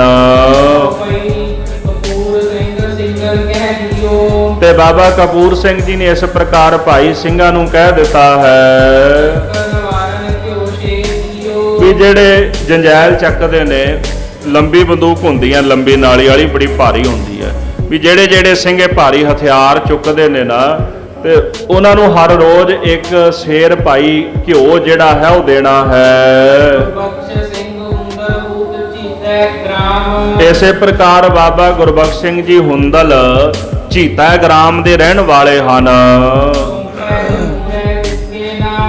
ਇਹ ਜਿਹੜੀ ਜੰਬੂਰ ਵਾਲੀ ਫੌਜ ਹੈ ਨਾ, ਜਿਵੇਂ ਵੱਖਰਾ ਵੱਖਰਾ ਮਹਿਕਮਾ ਹੁੰਦਾ ਨਾ ਬਾਦਸ਼ਾਹ ਦੇ ਕੋਲ ਵੀ, ਤੋਪਾਂ ਵਾਲਾ ਵੱਖਰਾ ਮਹਿਕਮਾ, ਘੋੜ ਸਵਾਰੀ, ਪੈਦਲ ਚੱਲਣ ਵਾਲੇ, ਅਲੱਗ-ਅਲੱਗ ਮਹਿਕਮਾ ਹੁੰਦਾ ਹੈ ਹਰ ਤਰ੍ਹਾਂ ਦਾ ਹਰ ਇੱਕ ਫੌਜ ਦੇ ਵਿੱਚ। ਤੇ ਜਿਹੜਾ ਇਹ ਬੰਦੂਕਾਂ ਵਾਲਾ ਮਹਿਕਮਾ ਸੀਗਾ ਤੇ ਭਾਈ ਗੁਰਬਖਸ਼ ਸਿੰਘ ਨੂੰ ਦੇ ਦਿੱਤਾ। ਵੀ ਅੱਜ ਤੋਂ ਬਾਅਦ ਇਹ ਸਾਰਾ ਮਹਿਕਮਾ ਤੁਸੀਂ ਆਪ ਸੰਭਾਲਣਾ ਹੈ। ਦੋਹਰਾ ਜੋ ਨਿਸ ਸਿੰਘ ਬਾਹਰ ਰਹੈ, ਜੋ ਬਿਨ ਪੁੱਛੇ ਘਰ ਜਾਏ। ਜਿਹੜਾ ਸਿੰਘ ਰਾਤ ਇੱਕ ਰਾਤ ਵੀ ਪੰਥ ਤੋਂ ਬਾਹਰ ਰਹਿੰਦਾ ਹੈ ਜਾਂ ਬਿਨਾਂ ਆਗਿਆ ਲਏ ਘਰ ਚਲਾ ਜਾਂਦਾ ਆ, ਆਗਿਆ ਨਾ ਲੈਣੀ ਵੀ ਕਹਿਣਾ ਚਲੋ ਛੱਡੋ ਵੀ ਕੀ ਦੱਸਣਾ ਵੀ ਕੱਲ ਨੂੰ ਆ ਹੀ ਜਾਣਾ ਆਪਾਂ ਵਾਪਸ ਮੁੜ ਕੇ, ਤੇ ਜਿਹੜਾ ਸਿੰਘ ਬਿਨਾਂ ਆਗਿਆ ਲਏ ਆਪਣੇ ਘਰ ਵਿੱਚ ਜਾਂਦਾ ਹੈ, ਉਹ ਖਾਲਸਾ ਨਹਿ ਰਵੈ, ਬਿਨ ਲਾਈ ਤਨਖਾਹੇ। ਜਿੰਨੀ ਦੇਰ ਤੱਕ ਉਹ ਤਨਖਾਹ ਨਹੀਂ ਲਵਾ ਲੈਂਦਾ ਉਨੀ ਦੇਰ ਤੱਕ ਸਿੰਘ ਰਲ ਨਹੀਂ ਸੀ ਦਿੰਦੇ ਆਪਣੇ ਵਿੱਚ। ਜਿਵੇਂ ਤੁਸੀਂ ਪਿੱਛੇ ਕਥਾ ਸੁਣੀ, ਜਦੋਂ ਭਾਈ ਸੁਪੇਗ ਸਿੰਘ ਹਰੀ ਆਏ, ਉਹਨਾਂ ਪਹਿਲਾਂ ਤਨਖਾਹ ਲਵਾਈ ਆ ਕੇ ਵੀ ਮੇਰੀ ਜਿਹੜੀ ਪੰਥ ਦੀ ਮਰਿਆਦਾ ਵੀ ਮੈਂ ਬਾਹਰੋਂ ਆਇਆ ਗ੍ਰਸਤੀ ਸਿੱਖਾਂ, ਵੀ ਮੈਨੂੰ ਤਨਖਾਹ ਲਾਓ ਪਹਿਲਾਂ। ਤੇ ਖਾਲਸੇ ਨੂੰ ਬਖਸ਼ ਦਿੱਤਾ ਵੀ ਦਾਤਣਾ ਦੀ ਤਨਖਾਹ ਲਾ ਦਿੱਤੀ ਵੀ ਚਲੋ ਕੋਈ ਨਹੀਂ ਵੀ ਤੂੰ ਪੰਥ ਦੇ ਕਾਰਜ ਕਰਦਾ। ਨਿਮਰਤਾ ਬੜੀ ਸੀ ਉਹਨਾਂ ਅੰਦਰ। ਪਰ ਇਸ ਤੋਂ ਇਲਾਵਾ ਜੇਕਰ ਕੋਈ ਸਿੰਘ ਇੱਕ ਰਾਤ ਪੰਥ ਤੋਂ ਬਾਹਰ ਰਹਿੰਦਾ ਹੈ, ਪੜਾਅ ਤੋਂ ਬਾਹਰ ਰਹਿੰਦਾ ਹੈ, ਤੇ ਜਿਹੜਾ ਬਿਨਾਂ ਦੱਸੇ ਆਪਣੇ ਘਰ ਚਲਾ ਜਾਂਦਾ, ਉਹਨੂੰ ਰਲਾਉਂਦੇ ਨਹੀਂ ਸਨ ਨਾਲ, ਜਿੰਨੀ ਦੇਰ ਤੱਕ ਉਹ ਅਰਦਾਸ ਕਰਾ ਕੇ ਤਨਖਾਹ ਨਹੀਂ ਲਵਾਉਂਦਾ। ਜਿਹੜਾ ਵੀ ਸਿੰਘ ਆਪਣੇ ਘਰ ਤੋਂ ਹੋ ਕੇ ਵਾਪਸ ਆਉਂਦਾ ਹੈ, ਉਹ ਆਪ ਹੀ ਆ ਕੇ ਪੰਥ ਕੋਲ ਬੇਨਤੀ ਕਰਦਾ ਸੀ, ਮੈਂ ਘਰ ਗਿਆ ਸੀ, ਘਰੋਂ ਵਾਪਸ ਆਇਆ ਤੇ ਅਰਦਾਸ ਕਰਦਾ ਵੀ ਮੈਨੂੰ ਤਨਖਾਹ ਲਾ ਕੇ ਬਖਸ਼ ਦਿਓ। ਜੇਕਰ ਕੋਈ ਸਿੰਘ ਬਾਹਰੋਂ ਧਨ ਆਦਿਕ ਮਾਇਆ ਲੈ ਕੇ ਆਉਂਦਾ ਹੈ, ਉਹ ਸਾਰੀ ਮਾਇਆ ਇੱਕੋ ਥਾਂ ਖਜ਼ਾਨੇ ਵਿੱਚ ਪਾ ਦਿੱਤੀ ਜਾਂਦੀ ਹੈ। ਇਸ ਤਰ੍ਹਾਂ ਕੁਝ ਕੁ ਸਮਾਂ ਸਿੰਘਾਂ ਨੇ ਬੜੇ ਆਰਾਮ ਸੁੱਖ ਨਾਲ ਬਤੀਤ ਕੀਤਾ ਹੈ। ਕਈ ਸਿੰਘਾਂ ਨੇ ਸੋਚਿਆ ਵੀ ਚਲੋ ਹੁਣ ਸ਼ਾਂਤੀ ਦਾ ਆਰਾਮ ਦਾ ਸਮਾਂ, ਤੇ ਉਹ ਆਪਣੇ ਘਰਾਂ ਨੂੰ ਪਰਿਵਾਰਾਂ ਨੂੰ ਮਿਲਣ ਵਾਸਤੇ ਚਲੇ ਗਏ ਹਨ। ਕਈ ਆਪਣੇ ਨਗਰਾਂ ਵਿੱਚ ਗਏ ਤੇ ਉਹਨਾਂ ਨੇ ਬੂੰਗੇ ਬਣਾ ਲਏ ਤੇ ਬੂੰਗਿਆਂ ਵਿੱਚ ਰਹਿਣ ਲੱਗ ਪਏ। ਕਈਆਂ ਨੇ ਧਰਮਸ਼ਾਲਾ ਬਣਾ ਲਈਆਂ, ਗੁਰਦੁਆਰੇ ਬਣਾ ਲਏ ਤੇ ਗੁਰਦੁਆਰਿਆਂ ਵਿੱਚ ਜਾ ਕੇ ਬਹਿ ਗਏ ਹਨ। ਤੇ ਕਈ ਆਪਣੇ ਘਰਾਂ ਦੇ ਵਿੱਚ ਚਲੇ ਗਏ ਤੇ ਖੇਤੀ ਦੀ ਜੁਗਤੀ ਬਣਾ ਲਈ, ਭਾਵ ਖੇਤੀ ਆਦਿਕ ਕਰਨ ਲੱਗ ਗਏ, ਕਿਰਤ ਵਿਰਤ ਕਰਨ ਲੱਗ ਪਏ ਹਨ। ਕਈ ਘਰ ਚਲੇ ਗਏ ਤੇ ਜਦੋਂ ਵਾਪਸ ਜਾਣ ਲੱਗੇ, ਬੀਬੀਆਂ ਘਰ ਵਾਲੀਆਂ ਕਹਿੰਦੀਆਂ ਵੀ ਹੁਣ ਘਰ ਟਿਕ ਜਾਓ, ਵੀ ਹੁਣ ਕਿਹੜਾ ਜੰਗ ਹੁੰਦੇ ਨੇ, ਪਹਿਲਾਂ ਜੰਗਾਂ ਵੇਲੇ ਘਰਾਂ ਤੋਂ ਬਾਹਰ ਰਹਿੰਦੇ ਸੀ ਤੇ ਹੁਣ ਜੰਗ ਨਹੀਂ ਹੁੰਦਾ ਤੇ ਘਰ ਵਿੱਚ ਰਹੋ। ਇਸ ਤਰ੍ਹਾਂ ਉਹਨਾਂ ਨੇ ਘਰ ਵਾਲੀਆਂ ਨੇ ਪਰਚਾ ਲਿਆ ਤੇ ਘਰੇ ਰੱਖ ਲਿਆ ਹੈ। ਤੇ ਕਈ ਇਸ ਤਰ੍ਹਾਂ ਜਦੋਂ ਘਰੇ ਮਿਲਣ ਵਾਸਤੇ ਗਏ ਤੇ ਮਾਤਾ ਪਿਤਾ ਨੇ ਉਹਨਾਂ ਨੂੰ ਆਪਣੇ ਘਰ ਵਿੱਚ ਰੱਖ ਲਿਆ ਵੀ ਪੁੱਤਰ ਹੁਣ ਜੰਗ ਖਤਮ ਹੋ ਗਿਆ ਤੇ ਘਰ ਦੇ ਵਿੱਚ ਰਹੋ। ਕਈ ਇਦਾਂ ਦੇ ਸਿੰਘ ਸਨ ਵੀ ਉਹ ਗਏ ਆਪਣੇ ਪਿੰਡਾਂ ਵਿੱਚ ਜਾ ਕੇ ਸਿੱਖੀ ਦਾ ਪ੍ਰਚਾਰ ਕਰਕੇ ਤੇ ਹੋਰ ਸਿੰਘਾਂ ਨੂੰ ਨਾਲ ਲਾ ਕੇ ਤੇ ਵਾਪਸ ਪੰਥ ਵਿੱਚ ਲੈ ਆਏ ਹਨ। ਸਤਿਗੁਰਾਂ ਦੀ ਕਿਰਪਾ ਦੇ ਨਾਲ ਪੰਥ ਵਿੱਚ ਬਹੁਤ ਜ਼ਿਆਦਾ ਵਾਧਾ ਹੋ ਗਿਆ ਹੈ। ਸਾਧ ਸੰਗਤ ਜੀ, ਇੱਕ ਥਾਂ ਤੇ ਬਹੁਤੇ ਜਿਹੜੇ ਸਿੰਘ ਸਨ ਉਹਨਾਂ ਨੂੰ ਸੰਭਾਲਣਾ ਔਖਾ ਹੋ ਗਿਆ ਹੈ। ਜਦੋਂ ਸਿੰਘਾਂ ਦੀ ਗਿਣਤੀ ਬਹੁਤ ਜ਼ਿਆਦਾ ਵੱਧ ਗਈ, 1200 ਸਿੰਘ ਜਿਹੜਾ 12000 ਜਿਹੜਾ ਸਿੰਘ ਸੀਗਾ ਉਹ ਇਕੱਠਾ ਹੋ ਗਿਆ, ਕਾਫੀ ਵੱਡਾ ਜਦੋਂ ਦਲ ਪੰਥ ਹੋ ਗਿਆ ਨਾ। ਪਹਿਲਾਂ ਦੋ ਦਲ ਸਨ, ਇੱਕ ਬੁੱਢਾ ਦਲ ਤੇ ਇੱਕ ਤਰਨਾ ਦਲ। ਜਿਹੜਾ ਬੁੱਢਾ ਦਲ ਸੀ ਉਹਦੇ ਵਿੱਚ ਬਜ਼ੁਰਗ ਹੋਇਆ ਕਰਦੇ ਸਨ। ਹਾਲਾਂਕਿ 6ਵੇਂ ਪਾਤਸ਼ਾਹ ਦਾ ਬਚਨ ਹੋਇਆ ਸੀ, ਬਾਬਾ ਬੁੱਢਾ ਸਾਹਿਬ ਜੀ ਜਦੋਂ ਗੁਰੂ ਹਰਗੋਬਿੰਦ ਸਾਹਿਬ ਗਵਾਲੀਅਰ ਦੇ ਕਿਲੇ ਵਿੱਚ ਸਨ ਤੇ ਬਾਦਸ਼ਾਹ ਜਹਾਂਗੀਰ ਨੇ ਮਹਾਰਾਜ ਨੂੰ ਰਿਹਾ ਨਹੀਂ ਸੀ ਕੀਤਾ, 40 ਦਿਨਾਂ ਤੋਂ ਉੱਤੇ ਸਮਾਂ ਲੰਘ ਗਿਆ ਤੇ ਬਾਬਾ ਜੀ 30,000 ਸਿੱਖਾਂ ਨੂੰ ਨਾਲ ਲੈ ਕੇ ਗਏ, ਫੌਜ ਲੈ ਕੇ ਗਏ ਉੱਥੇ ਵੀ ਜੇ ਲੋੜ ਪਈ ਤੇ ਜੰਗ ਵੀ ਕਰਾਂਗੇ ਅਸੀਂ। ਤੇ ਉਦੋਂ ਗੁਰੂ ਹਰਗੋਬਿੰਦ ਸਾਹਿਬ ਨੂੰ ਬਾਬਾ ਜੀ ਦੇ ਪਹੁੰਚਣ ਤੋਂ ਪਹਿਲਾਂ ਹੀ ਰਿਹਾ ਕਰ ਦਿੱਤਾ। ਜਿਹੜੀਆਂ ਚੌਂਕੀਆਂ ਚੱਲਦੀਆਂ ਨੇ ਨਾ ਅੱਜ ਕੱਲ੍ਹ, ਦਰਬਾਰ ਸਾਹਿਬ ਵੀ ਜਾਓ ਨਾ, ਬਾਬਾ ਬੁੱਢਾ ਜੀ ਕੀ ਚੌਂਕੀ ਨਿਕਲਦੀ ਹੈ, ਇਹ ਚੌਂਕੀਆਂ ਵੀ ਉਦੋਂ ਬਾਬਾ ਜੀ ਕੱਢਦੇ ਰਹੇ। ਸੰਗਤਾਂ ਜਾ ਕੇ ਤੇ ਸਤਿਗੁਰੂ ਸੱਚੇ ਪਾਤਸ਼ਾਹ ਦੇ ਦਰਸ਼ਨ ਤਾਂ ਹੁੰਦੇ ਨਹੀਂ ਸਨ ਤੇ ਬਾਹਰੋਂ ਕੰਧਾਂ ਨੂੰ ਜਾ ਕੇ ਲੋਕ ਨਮਸਕਾਰਾਂ ਕਰਦੇ ਸਨ, ਕੀਰਤਨ ਕਰਦੇ ਸਨ। ਬਾਬਾ ਬੁੱਢਾ ਜੀ ਫਿਰ ਉਹ ਸੰਗਤਾਂ ਨੂੰ ਨਾਲ ਲੈ ਕੇ ਬਾਣੀ ਦਾ ਕੀਰਤਨ ਕਰਦਿਆਂ ਹੋਇਆਂ ਤੇ ਪ੍ਰਕਰਮਾ ਕਰਦੇ ਸਨ ਕਿਲੇ ਦੀ। ਉਹ ਚੌਂਕੀਆਂ ਆਰੰਭ ਹੋਈਆਂ। ਅਰਦਾਸ ਕਰਦੇ ਆ ਨਾ, ਜਦੋਂ ਅਰਦਾਸ ਕਰਦੇ ਆ ਤੇ ਚੌਂਕੀਆਂ ਦਾ ਖਾਸ ਜ਼ਿਕਰ ਆਉਂਦਾ ਹੈ। ਇੱਕ ਸ਼ਬਦ ਚੌਂਕੀ ਹੈ, ਇੱਕ ਉਹ ਚੌਂਕੀ ਜਿਹੜੀ ਬਾਬਾ ਬੁੱਢਾ ਜੀ ਕੀ ਹੈ। ਅੱਜ ਵੀ ਦਰਬਾਰ ਸਾਹਿਬ ਨਿਕਲਦੀ ਉਹ ਚੌਂਕੀ, ਜਦੋਂ ਜਾਓ ਸੰਧਿਆ ਵੇਲੇ ਹੁੰਦੀ ਹੈ, ਸ਼ਾਮ ਦੇ ਸਮੇਂ ਤੇ ਜਦੋਂ ਆਰਤੀ ਦਾ ਕੀਰਤਨ ਹੋ ਜਾਂਦਾ ਹੈ ਤੇ ਸਮਾਪਤੀ ਵੇਲੇ ਬਾਬਾ ਬੁੱਢਾ ਸਾਹਿਬ ਦੀ ਚੌਂਕੀ ਨਿਕਲਦੀ ਉਸ ਤੋਂ ਪਹਿਲਾਂ, ਮਹਾਰਾਜ ਦੇ ਸੁਖਾਸਣ ਤੋਂ ਪਹਿਲਾਂ। ਤੇ ਜਿਹੜਾ ਦੂਸਰਾ ਬਚਨ ਹੋਇਆ ਸੀ ਗੁਰੂ ਹਰਗੋਬਿੰਦ ਸਾਹਿਬ ਮਹਾਰਾਜ ਦਾ, ਜਦੋਂ ਫੌਜ ਲੈ ਕੇ ਗਏ ਤੇ ਗੁਰੂ ਹਰਗੋਬਿੰਦ ਸਾਹਿਬ ਪਹਿਲਾਂ ਰਿਹਾ ਹੋ ਗਏ ਸਨ। ਫਿਰ ਸਤਿਗੁਰਾਂ ਨੇ ਵਰ ਦਿੱਤਾ ਸੀ, ਤੁਹਾਡੇ ਨਾਮ ਦਾ ਨਿਸ਼ਾਨ, ਤੁਹਾਡੇ ਨਾਮ ਦੇ ਧੌਂਸੇ ਨਗਾਰੇ ਵੱਜਣਗੇ। ਫਿਰ ਦਸਵੇਂ ਪਾਤਸ਼ਾਹ ਮਹਾਰਾਜ ਕਲਗੀਧਰ ਦਸ਼ਮੇਸ਼ ਪਿਤਾ ਜੀ ਨੇ ਪੰਥ ਸਾਜਿਆ, ਨਿਹੰਗ ਸਿੰਘ ਪੈਦਾ ਕੀਤੇ, ਨੀਲਾ ਬਾਣਾ ਬਖਸ਼ਿਆ। ਤੇ ਫਿਰ ਉਸ ਤੋਂ ਬਾਅਦ ਦੋ ਦਲ ਬਣੇ, ਇੱਕ ਬੁੱਢਾ ਦਲ, ਉਹਦੇ ਵਿੱਚ ਬਜ਼ੁਰਗ ਸਿੰਘ ਸਨ ਜਿਨ੍ਹਾਂ ਦਾ ਕੰਮ ਸੀ ਕਿ ਗੁਰੂ ਕੇ ਸਥਾਨਾਂ ਦੀ ਸੇਵਾ ਕਰਨੀ, ਸੰਭਾਲ ਕਰਨੀ, ਅੰਮ੍ਰਿਤ ਛਕਾਉਣਾ, ਸਿੱਖੀ ਦਾ ਪ੍ਰਚਾਰ ਕਰਨਾ। ਜਿਨ੍ਹਾਂ ਦੀ ਉਮਰ ਜ਼ਿਆਦੀ ਸੀ ਉਸ ਦਲ ਵਿੱਚ ਹੁੰਦੇ ਸਨ। ਤੇ ਦੂਜਾ ਦਲ ਸੀ ਤਰਨਾ ਦਲ। ਬਾਬਾ ਬਕਾਲਾ ਸਾਹਿਬ ਅੱਜ ਤਰਨਾ ਦਲ ਵੱਜਦਾ। ਤਰਨਾ, ਤਰਨ ਸ਼ਬਦ ਹੈ, ਤਰਨ ਦਾ ਆਖਰੀ ਅਰਥ ਹੁੰਦਾ ਜਵਾਨ। ਜਿਹੜੇ ਨੌਜਵਾਨ ਹੁੰਦੇ ਸਨ, ਜੰਗ ਕਰਨ ਵਾਲੇ ਜੁਝਾਰੂ ਸਿੰਘ, ਤੇ ਇੱਕ ਉਹਨਾਂ ਦਾ ਜਥਾ ਬਣਾਇਆ ਗਿਆ ਤੇ ਉਹਨੂੰ ਤਰਨਾ ਦਲ ਆਖਿਆ ਗਿਆ। ਬਜ਼ੁਰਗ ਬੁੱਢਾ ਦਲ ਦੇ ਵਿੱਚ ਤੇ ਜਿਹੜੇ ਦੂਜੇ ਸਿੰਘ ਨੌਜਵਾਨ ਉਹ ਤਰਨਾ ਦਲ ਦੇ ਵਿੱਚ। ਦੋ ਦਲ ਸਨ ਉਸ ਸਮੇਂ।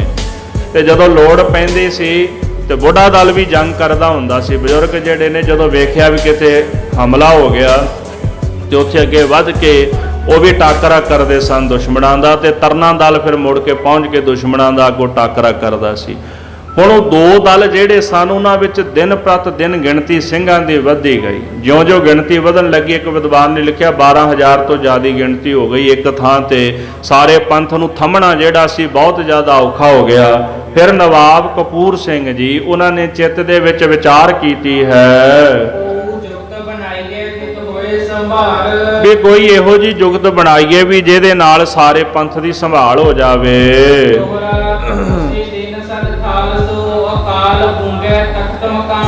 ਉਸੇ ਦਿਨ ਹੀ ਸ੍ਰੀ ਅਕਾਲ ਤਖਤ ਸਾਹਿਬ ਦੇ ਉੱਪਰ ਬਾਬਾ ਨਵਾਬ ਕਪੂਰ ਸਿੰਘ ਜੀ ਨੇ ਸਾਰੇ ਖਾਲਸੇ ਪੰਥ ਨੂੰ ਸੱਦ ਲਿਆ ਹੈ।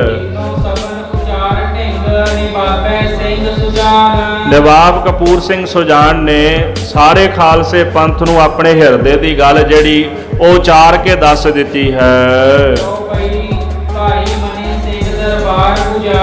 ਸਿੰਘ ਸਾਹਿਬ ਭਾਈ ਸਾਹਿਬ ਭਾਈ ਮਨੀ ਸਿੰਘ ਜੀ ਸ਼ਹੀਦ ਸ੍ਰੀ ਦਰਬਾਰ ਸਾਹਿਬ ਦੇ ਹੈੱਡ ਗ੍ਰੰਥੀ ਹਨ।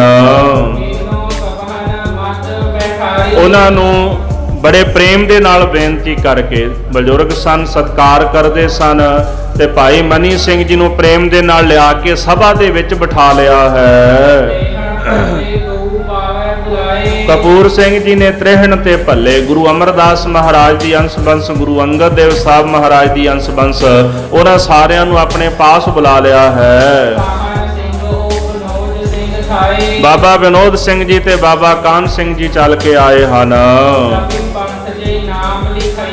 ਭਾਈ ਰਤਨ ਸਿੰਘ ਜੀ ਕਹਿੰਦੇ ਜੇ ਮੈਂ ਸਾਰੇ ਪੰਥ ਦੇ ਸਿੰਘਾਂ ਦੇ ਨਾਮ ਲਿਖਣ ਲੱਗ ਜਾਵਾਂ ਗ੍ਰੰਥ ਵੱਧ ਜਾਏਗਾ ਜਿਸ ਦਾ ਅੰਤ ਨਹੀਂ ਪਵੇਗਾ। ਇਸ ਤਰ੍ਹਾਂ ਜਿੰਨੇ ਵੀ ਸਿੰਘ ਉਹਨਾਂ ਨੂੰ ਸੱਦ ਕੇ ਭਾਈ ਕਪੂਰ ਸਿੰਘ ਜੀ ਕਹਿਣ ਲੱਗੇ ਹਨ, ਖਾਲਸਾ ਜੀ ਮੇਰੇ ਮਨ ਦੇ ਵਿੱਚ ਇਹ ਵਿਚਾਰ ਆਈ, ਇਹ ਗੁਰਮਤਾ ਆਇਆ ਹੈ। ਅੱਗੇ ਤਾਂ ਸਮਾਂ ਸੀ ਜਦੋਂ ਪੰਥ ਪਿੰਡਾਂ ਦੇ ਵਿੱਚ ਫਿਰਦਾ ਹੁੰਦਾ ਹੈ ਸੀ। ਸਾਰਾ ਪੰਥ ਆਪਣੇ ਤਰੀਕੇ ਨਾਲ ਪਿੰਡਾਂ ਨਗਰਾਂ ਵਿੱਚ ਰਹਿ ਕੇ ਕਿਰਤ ਵਿਰਤ ਕਰਕੇ ਆਪਣਾ ਗੁਜ਼ਾਰਾ ਕਰਦਾ ਸੀ। ਹੁਣ ਸਾਰਾ ਪੰਥ ਇੱਕ ਜਗ੍ਹਾ ਤੇ ਇਕੱਠਾ ਹੋ ਗਿਆ ਹੈ ਤੇ ਬਹੁਤ ਵੱਡੇ ਜਥੇ ਆਪਣੇ ਬਣ ਗਏ ਨੇ, ਤੇ ਸਾਰੇ ਜਥਿਆਂ ਨੂੰ ਇੱਕ ਥਾਂ ਦੇ ਉੱਪਰ ਲੰਗਰ ਪਹੁੰਚਾਉਣਾ ਵੀ ਔਖਾ ਹੋ ਗਿਆ ਹੈ। ਇੱਕ ਜਗ੍ਹਾ ਤੇ ਸਾਰਿਆਂ ਨੂੰ ਥੰਮਣਾ ਵੀ ਔਖਾ ਹੋ ਗਿਆ, ਤੇ ਕੋਈ ਹੁਣ ਇਹੋ ਜਿਹੀ ਜੁਗਤ ਬਣਾ ਲਈਏ ਵੀ ਕਿਸੇ ਤਰ੍ਹਾਂ ਦੀ ਕੋਈ ਪਰੇਸ਼ਾਨੀ ਕਿਸੇ ਨੂੰ ਨਾ ਹੋਵੇ। ਇਸ ਤਰ੍ਹਾਂ ਕਰਦੇ ਆ ਵੀ ਆਪਾਂ ਸਿੰਘਾਂ ਦੇ ਨਾ ਵੱਖਰੇ ਵੱਖਰੇ ਜਥੇ ਬਣਾ ਦਿੰਦੇ ਹਾਂ। ਇਸ ਤਰ੍ਹਾਂ ਫਿਰ ਸਾਰੇ ਜਥਿਆਂ ਨੂੰ ਖਰਚਾ ਦਿੱਤਾ ਜਾਏਗਾ। ਹਰ ਇੱਕ ਮਿਸਲ ਦਾ, ਹਰ ਇੱਕ ਜਥੇ ਦਾ ਇੱਕ ਸਿੰਘ ਮੋਢੀ ਮੁਖੀ ਹੋਵੇਗਾ, ਉਹਨੂੰ ਖਰਚਾ ਦੇ ਦਿੱਤਾ ਜਾਏਗਾ ਤੇ ਸਾਰੇ ਜਥੇ ਦੀ ਜ਼ਿੰਮੇਵਾਰੀ ਉਹ ਜਥੇਦਾਰ ਸਿੰਘ ਦੇ ਉੱਪਰ ਹੋਵੇਗੀ। ਸਭੀ ਖਾਲਸੇ ਸੋ ਮੰਨ ਲਈ। ਇਹ ਬਚਨ ਸੁਣ ਕੇ ਸਾਰੇ ਖਾਲਸੇ ਪੰਥ ਨੇ ਨਵਾਬ ਕਪੂਰ ਸਿੰਘ ਦੇ ਬਚਨਾਂ ਨੂੰ ਮੰਨ ਲਿਆ। ਸਾਰਿਆਂ ਨੂੰ ਇਹ ਗੱਲ ਬੜੀ ਪਸੰਦ ਆਈ। ਨਵਾਬ ਕਪੂਰ ਸਿੰਘ ਜੀ ਜੋ ਕਹਿੰਦੇ ਸਨ ਪੰਥ ਨਹੀਂ ਸੀ ਮੋੜਦਾ, ਪਰ ਨਵਾਬ ਕਪੂਰ ਸਿੰਘ ਉਹੀ ਕਹਿੰਦੇ ਸਨ ਜੋ ਪੰਥ ਦੇ ਨਾਲ ਗੁਰਮਤਾ ਕਰਕੇ ਜੋ ਪੰਥ ਨੂੰ ਚੰਗਾ ਲੱਗਦਾ ਸੀ, ਕਹਿੰਦੇ ਵੀ ਉਹੀ ਸਨ। ਉਹ ਪੰਥ ਤੋਂ ਕਦੇ ਬਾਹਰ ਨਹੀਂ ਗਏ ਤੇ ਪੰਥ ਉਹਨਾਂ ਤੋਂ ਕਦੇ ਬਾਹਰ ਨਹੀਂ ਗਿਆ। ਇਹ ਹੁੰਦੀ ਹੈ ਜਥੇਦਾਰੀ। ਇਹੋ ਜਿਹੇ ਜਥੇਦਾਰ ਕੌਮ ਦੀ ਚੜ੍ਹਦੀ ਕਲਾ ਕਰ ਸਕਦੇ ਨੇ, ਤੇ ਜਿਹੜੇ ਅੱਜ ਕੱਲ੍ਹ ਆਪ ਹੀ ਫੈਸਲੇ ਕਰੀ ਜਾਣ ਵੀ ਆਹ ਬਾਣੀ ਹੈ ਤੇ ਆਹ ਬਾਣੀ ਨਹੀਂ, ਇਹੋ ਜਿਹੇ ਜਥੇਦਾਰ ਦਾ ਬੇੜਾ ਗਰਕ ਕਰ ਦੇਣਗੇ ਸਾਰਿਆਂ ਦਾ। ਜਿਹੜੇ ਮਹਾਰਾਜ ਦੀ ਬਾਣੀ ਬ੍ਰਹਮ ਕਵਚ ਉੱਪਰ ਵੀ ਸ਼ੰਕਾ ਕਰੀ ਜਾਂਦੇ, ਉਗਰਦੰਤੀ ਤੇ ਇਹੋ ਜਿਹੀਆਂ ਬਾਣੀਆਂ ਤੇ ਜਿਹੜੇ ਸ਼ੰਕਾ ਕਰਦੇ ਨੇ, ਇਹ ਤਾਂ ਮਨ ਮਰਜ਼ੀ ਵੀ ਮੈਂ ਕਹਿਤਾ ਵੀ ਨਹੀਂ ਤੇ ਨਹੀਂ, ਤੇ ਇਹਦਾ ਮਤਲਬ ਇਹ ਬਾਣੀ ਹੈ ਹੀ ਨਹੀਂ। ਇਹਦਾ ਨਹੀਂ ਹੁੰਦਾ। ਜਿਹੜਾ ਸਿਆਣਾ ਪੁਰਸ਼ ਹੁੰਦਾ, ਜਥੇਦਾਰ ਹੁੰਦਾ, ਉਹ ਬਹਿ ਕੇ ਗੁਰਮਤਾ ਕਰਦਾ ਪੰਥ ਦੇ ਨਾਲ ਵੀ ਮੇਰੇ ਮਨ 'ਚ ਇਹ ਵਿਚਾਰ ਹੈ, ਤੁਸੀਂ ਦੱਸੋ, ਆਪਣੀ ਗੱਲ ਦੱਸੋ ਵੀ ਕੀ ਕਰਨਾ ਚਾਹੀਦਾ ਕੀ ਨਹੀਂ ਕਰਨਾ ਚਾਹੀਦਾ। ਇਹੋ ਜਿਹੇ ਸਿਆਣੇ ਜਿਹੜੇ ਪੰਥ ਦੇ ਜਥੇਦਾਰ ਪੰਥ ਦੀ ਚੜ੍ਹਦੀ ਕਲਾ ਕਰਦੇ ਨੇ, ਬਾਕੀ ਤਾਂ ਸਾਰੇ ਡੋਬ ਹੀ ਦਿੰਦੇ ਨੇ।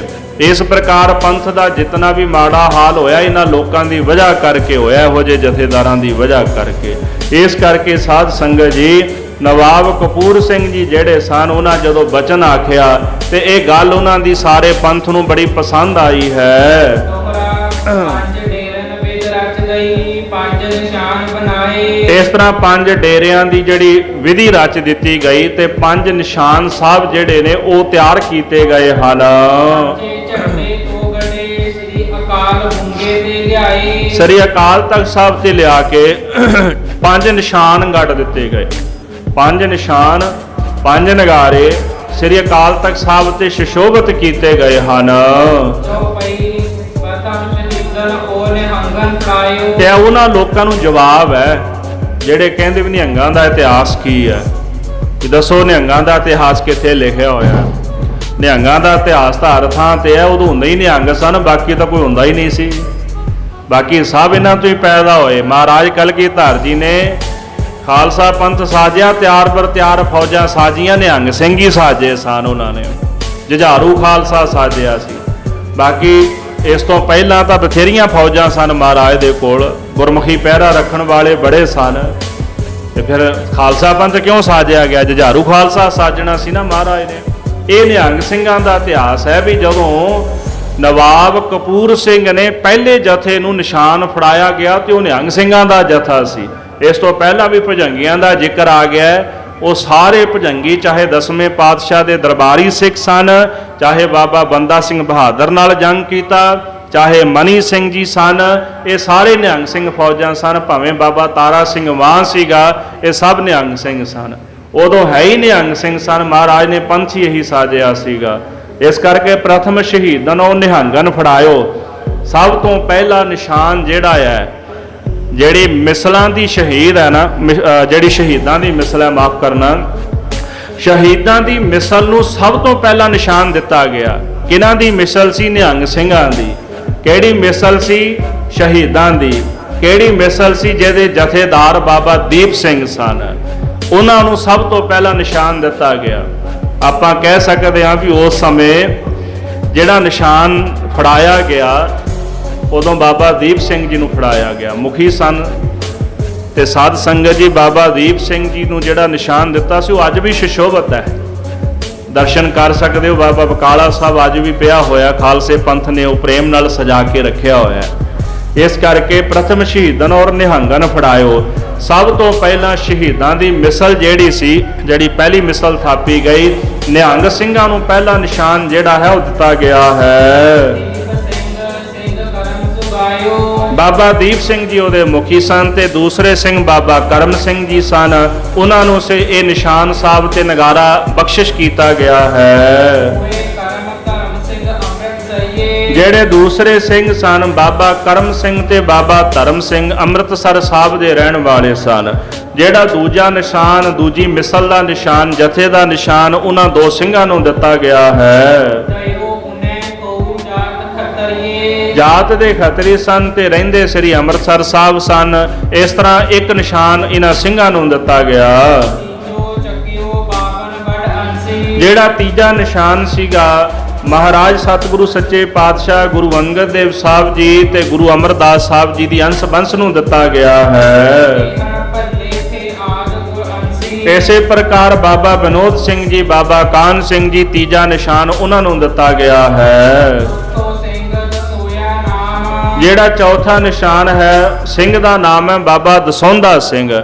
ਚੌਥਾ ਨਿਸ਼ਾਨ ਬਾਬਾ ਦਸੌਂਧਾ ਸਿੰਘ ਨੂੰ ਦਿੱਤਾ ਗਿਆ ਹੈ। ਇੱਕ ਜੱਟ ਕੋਟ ਉੱਡੇ ਸੋ ਧਾਮ। ਹਾਂਜੀ, ਕੋਟ ਬੁੱਢੇ ਕਾ ਇਹ ਨਗਰ ਸੀਗਾ ਜਿੱਥੇ ਸਿੰਘ ਰਹਿੰਦੇ ਸਨ, ਤੇ ਬਾਬਾ ਦਸੌਂਧਾ ਸਿੰਘ ਵੀ ਇਸੇ ਨਗਰ ਦੇ ਰਹਿਣ ਵਾਲੇ। ਚੌਥਾ ਨਿਸ਼ਾਨ ਉਹਨਾਂ ਨੂੰ ਦਿੱਤਾ ਗਿਆ ਹੈ।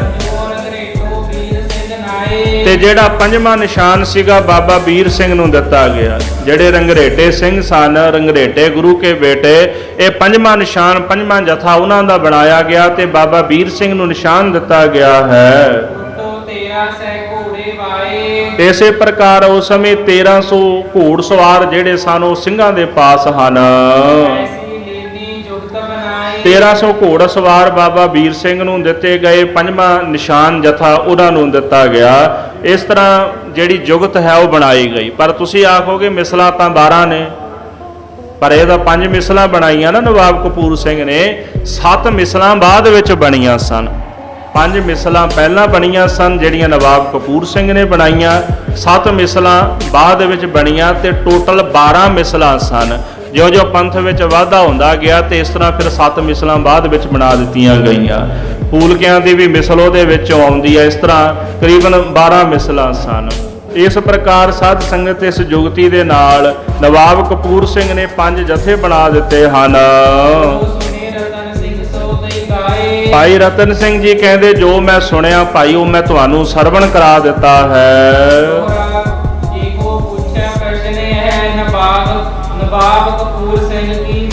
ਭਾਈ ਰਤਨ ਸਿੰਘ ਜੀ ਕਹਿੰਦੇ ਜੇਕਰ ਕੋਈ ਪ੍ਰਸ਼ਨ ਕਰੇ, ਸਵਾਲ ਪੁੱਛੇ ਕਿ ਨਵਾਬ ਕਪੂਰ ਸਿੰਘ ਕਿੱਥੋਂ ਦੇ ਰਹਿਣ ਵਾਲੇ ਸਨ, ਉਹਨਾਂ ਦੀ ਜਾਤ ਕੀ ਹੈ, ਕਿੱਥੋਂ ਦੇ ਉਹ ਬਿਲੋਂਗ ਕਰਦੇ ਨੇ, ਕਿਹੜੇ ਇਲਾਕੇ ਨੂੰ, ਕਿਹੜੇ ਇਲਾਕੇ ਵਿੱਚ ਉਹ ਵਸਦੇ ਹਨ।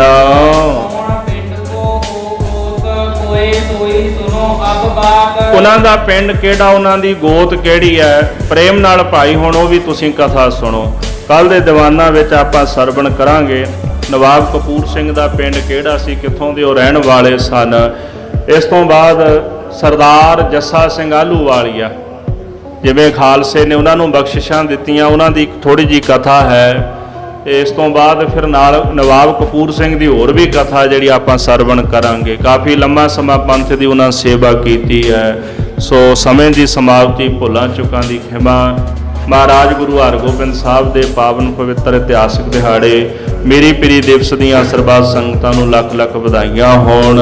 ਹੇ ਗੋਬਿੰਦ, ਹੇ ਗੋਪਾਲ, ਹੇ ਦਇਆਲ, ਪ੍ਰਾਨਨਾਥ, ਅਨਾਥ ਸਖੇ ਦੀਨ ਦਰਦ, ਹੇ ਸਮਰੱਥ ਅਗੰਮ ਪੂਰਨ ਮੋਹਿ ਮਇਆ, ਅੰਧਕੂਪ ਮਹਾ ਭਿਆਨ ਨਾਨਕ ਪਾਰ, ਆਏ ਪ੍ਰਭ ਸਰਣਾਗਤੀ ਕਿਰਪਾ ਨਿਧ ਦਇਆ, ਏਕ ਖਰ ਹਰ ਮਨ ਬਸਤੋ ਨਾਨਕ ਹੋਤ ਨੇ।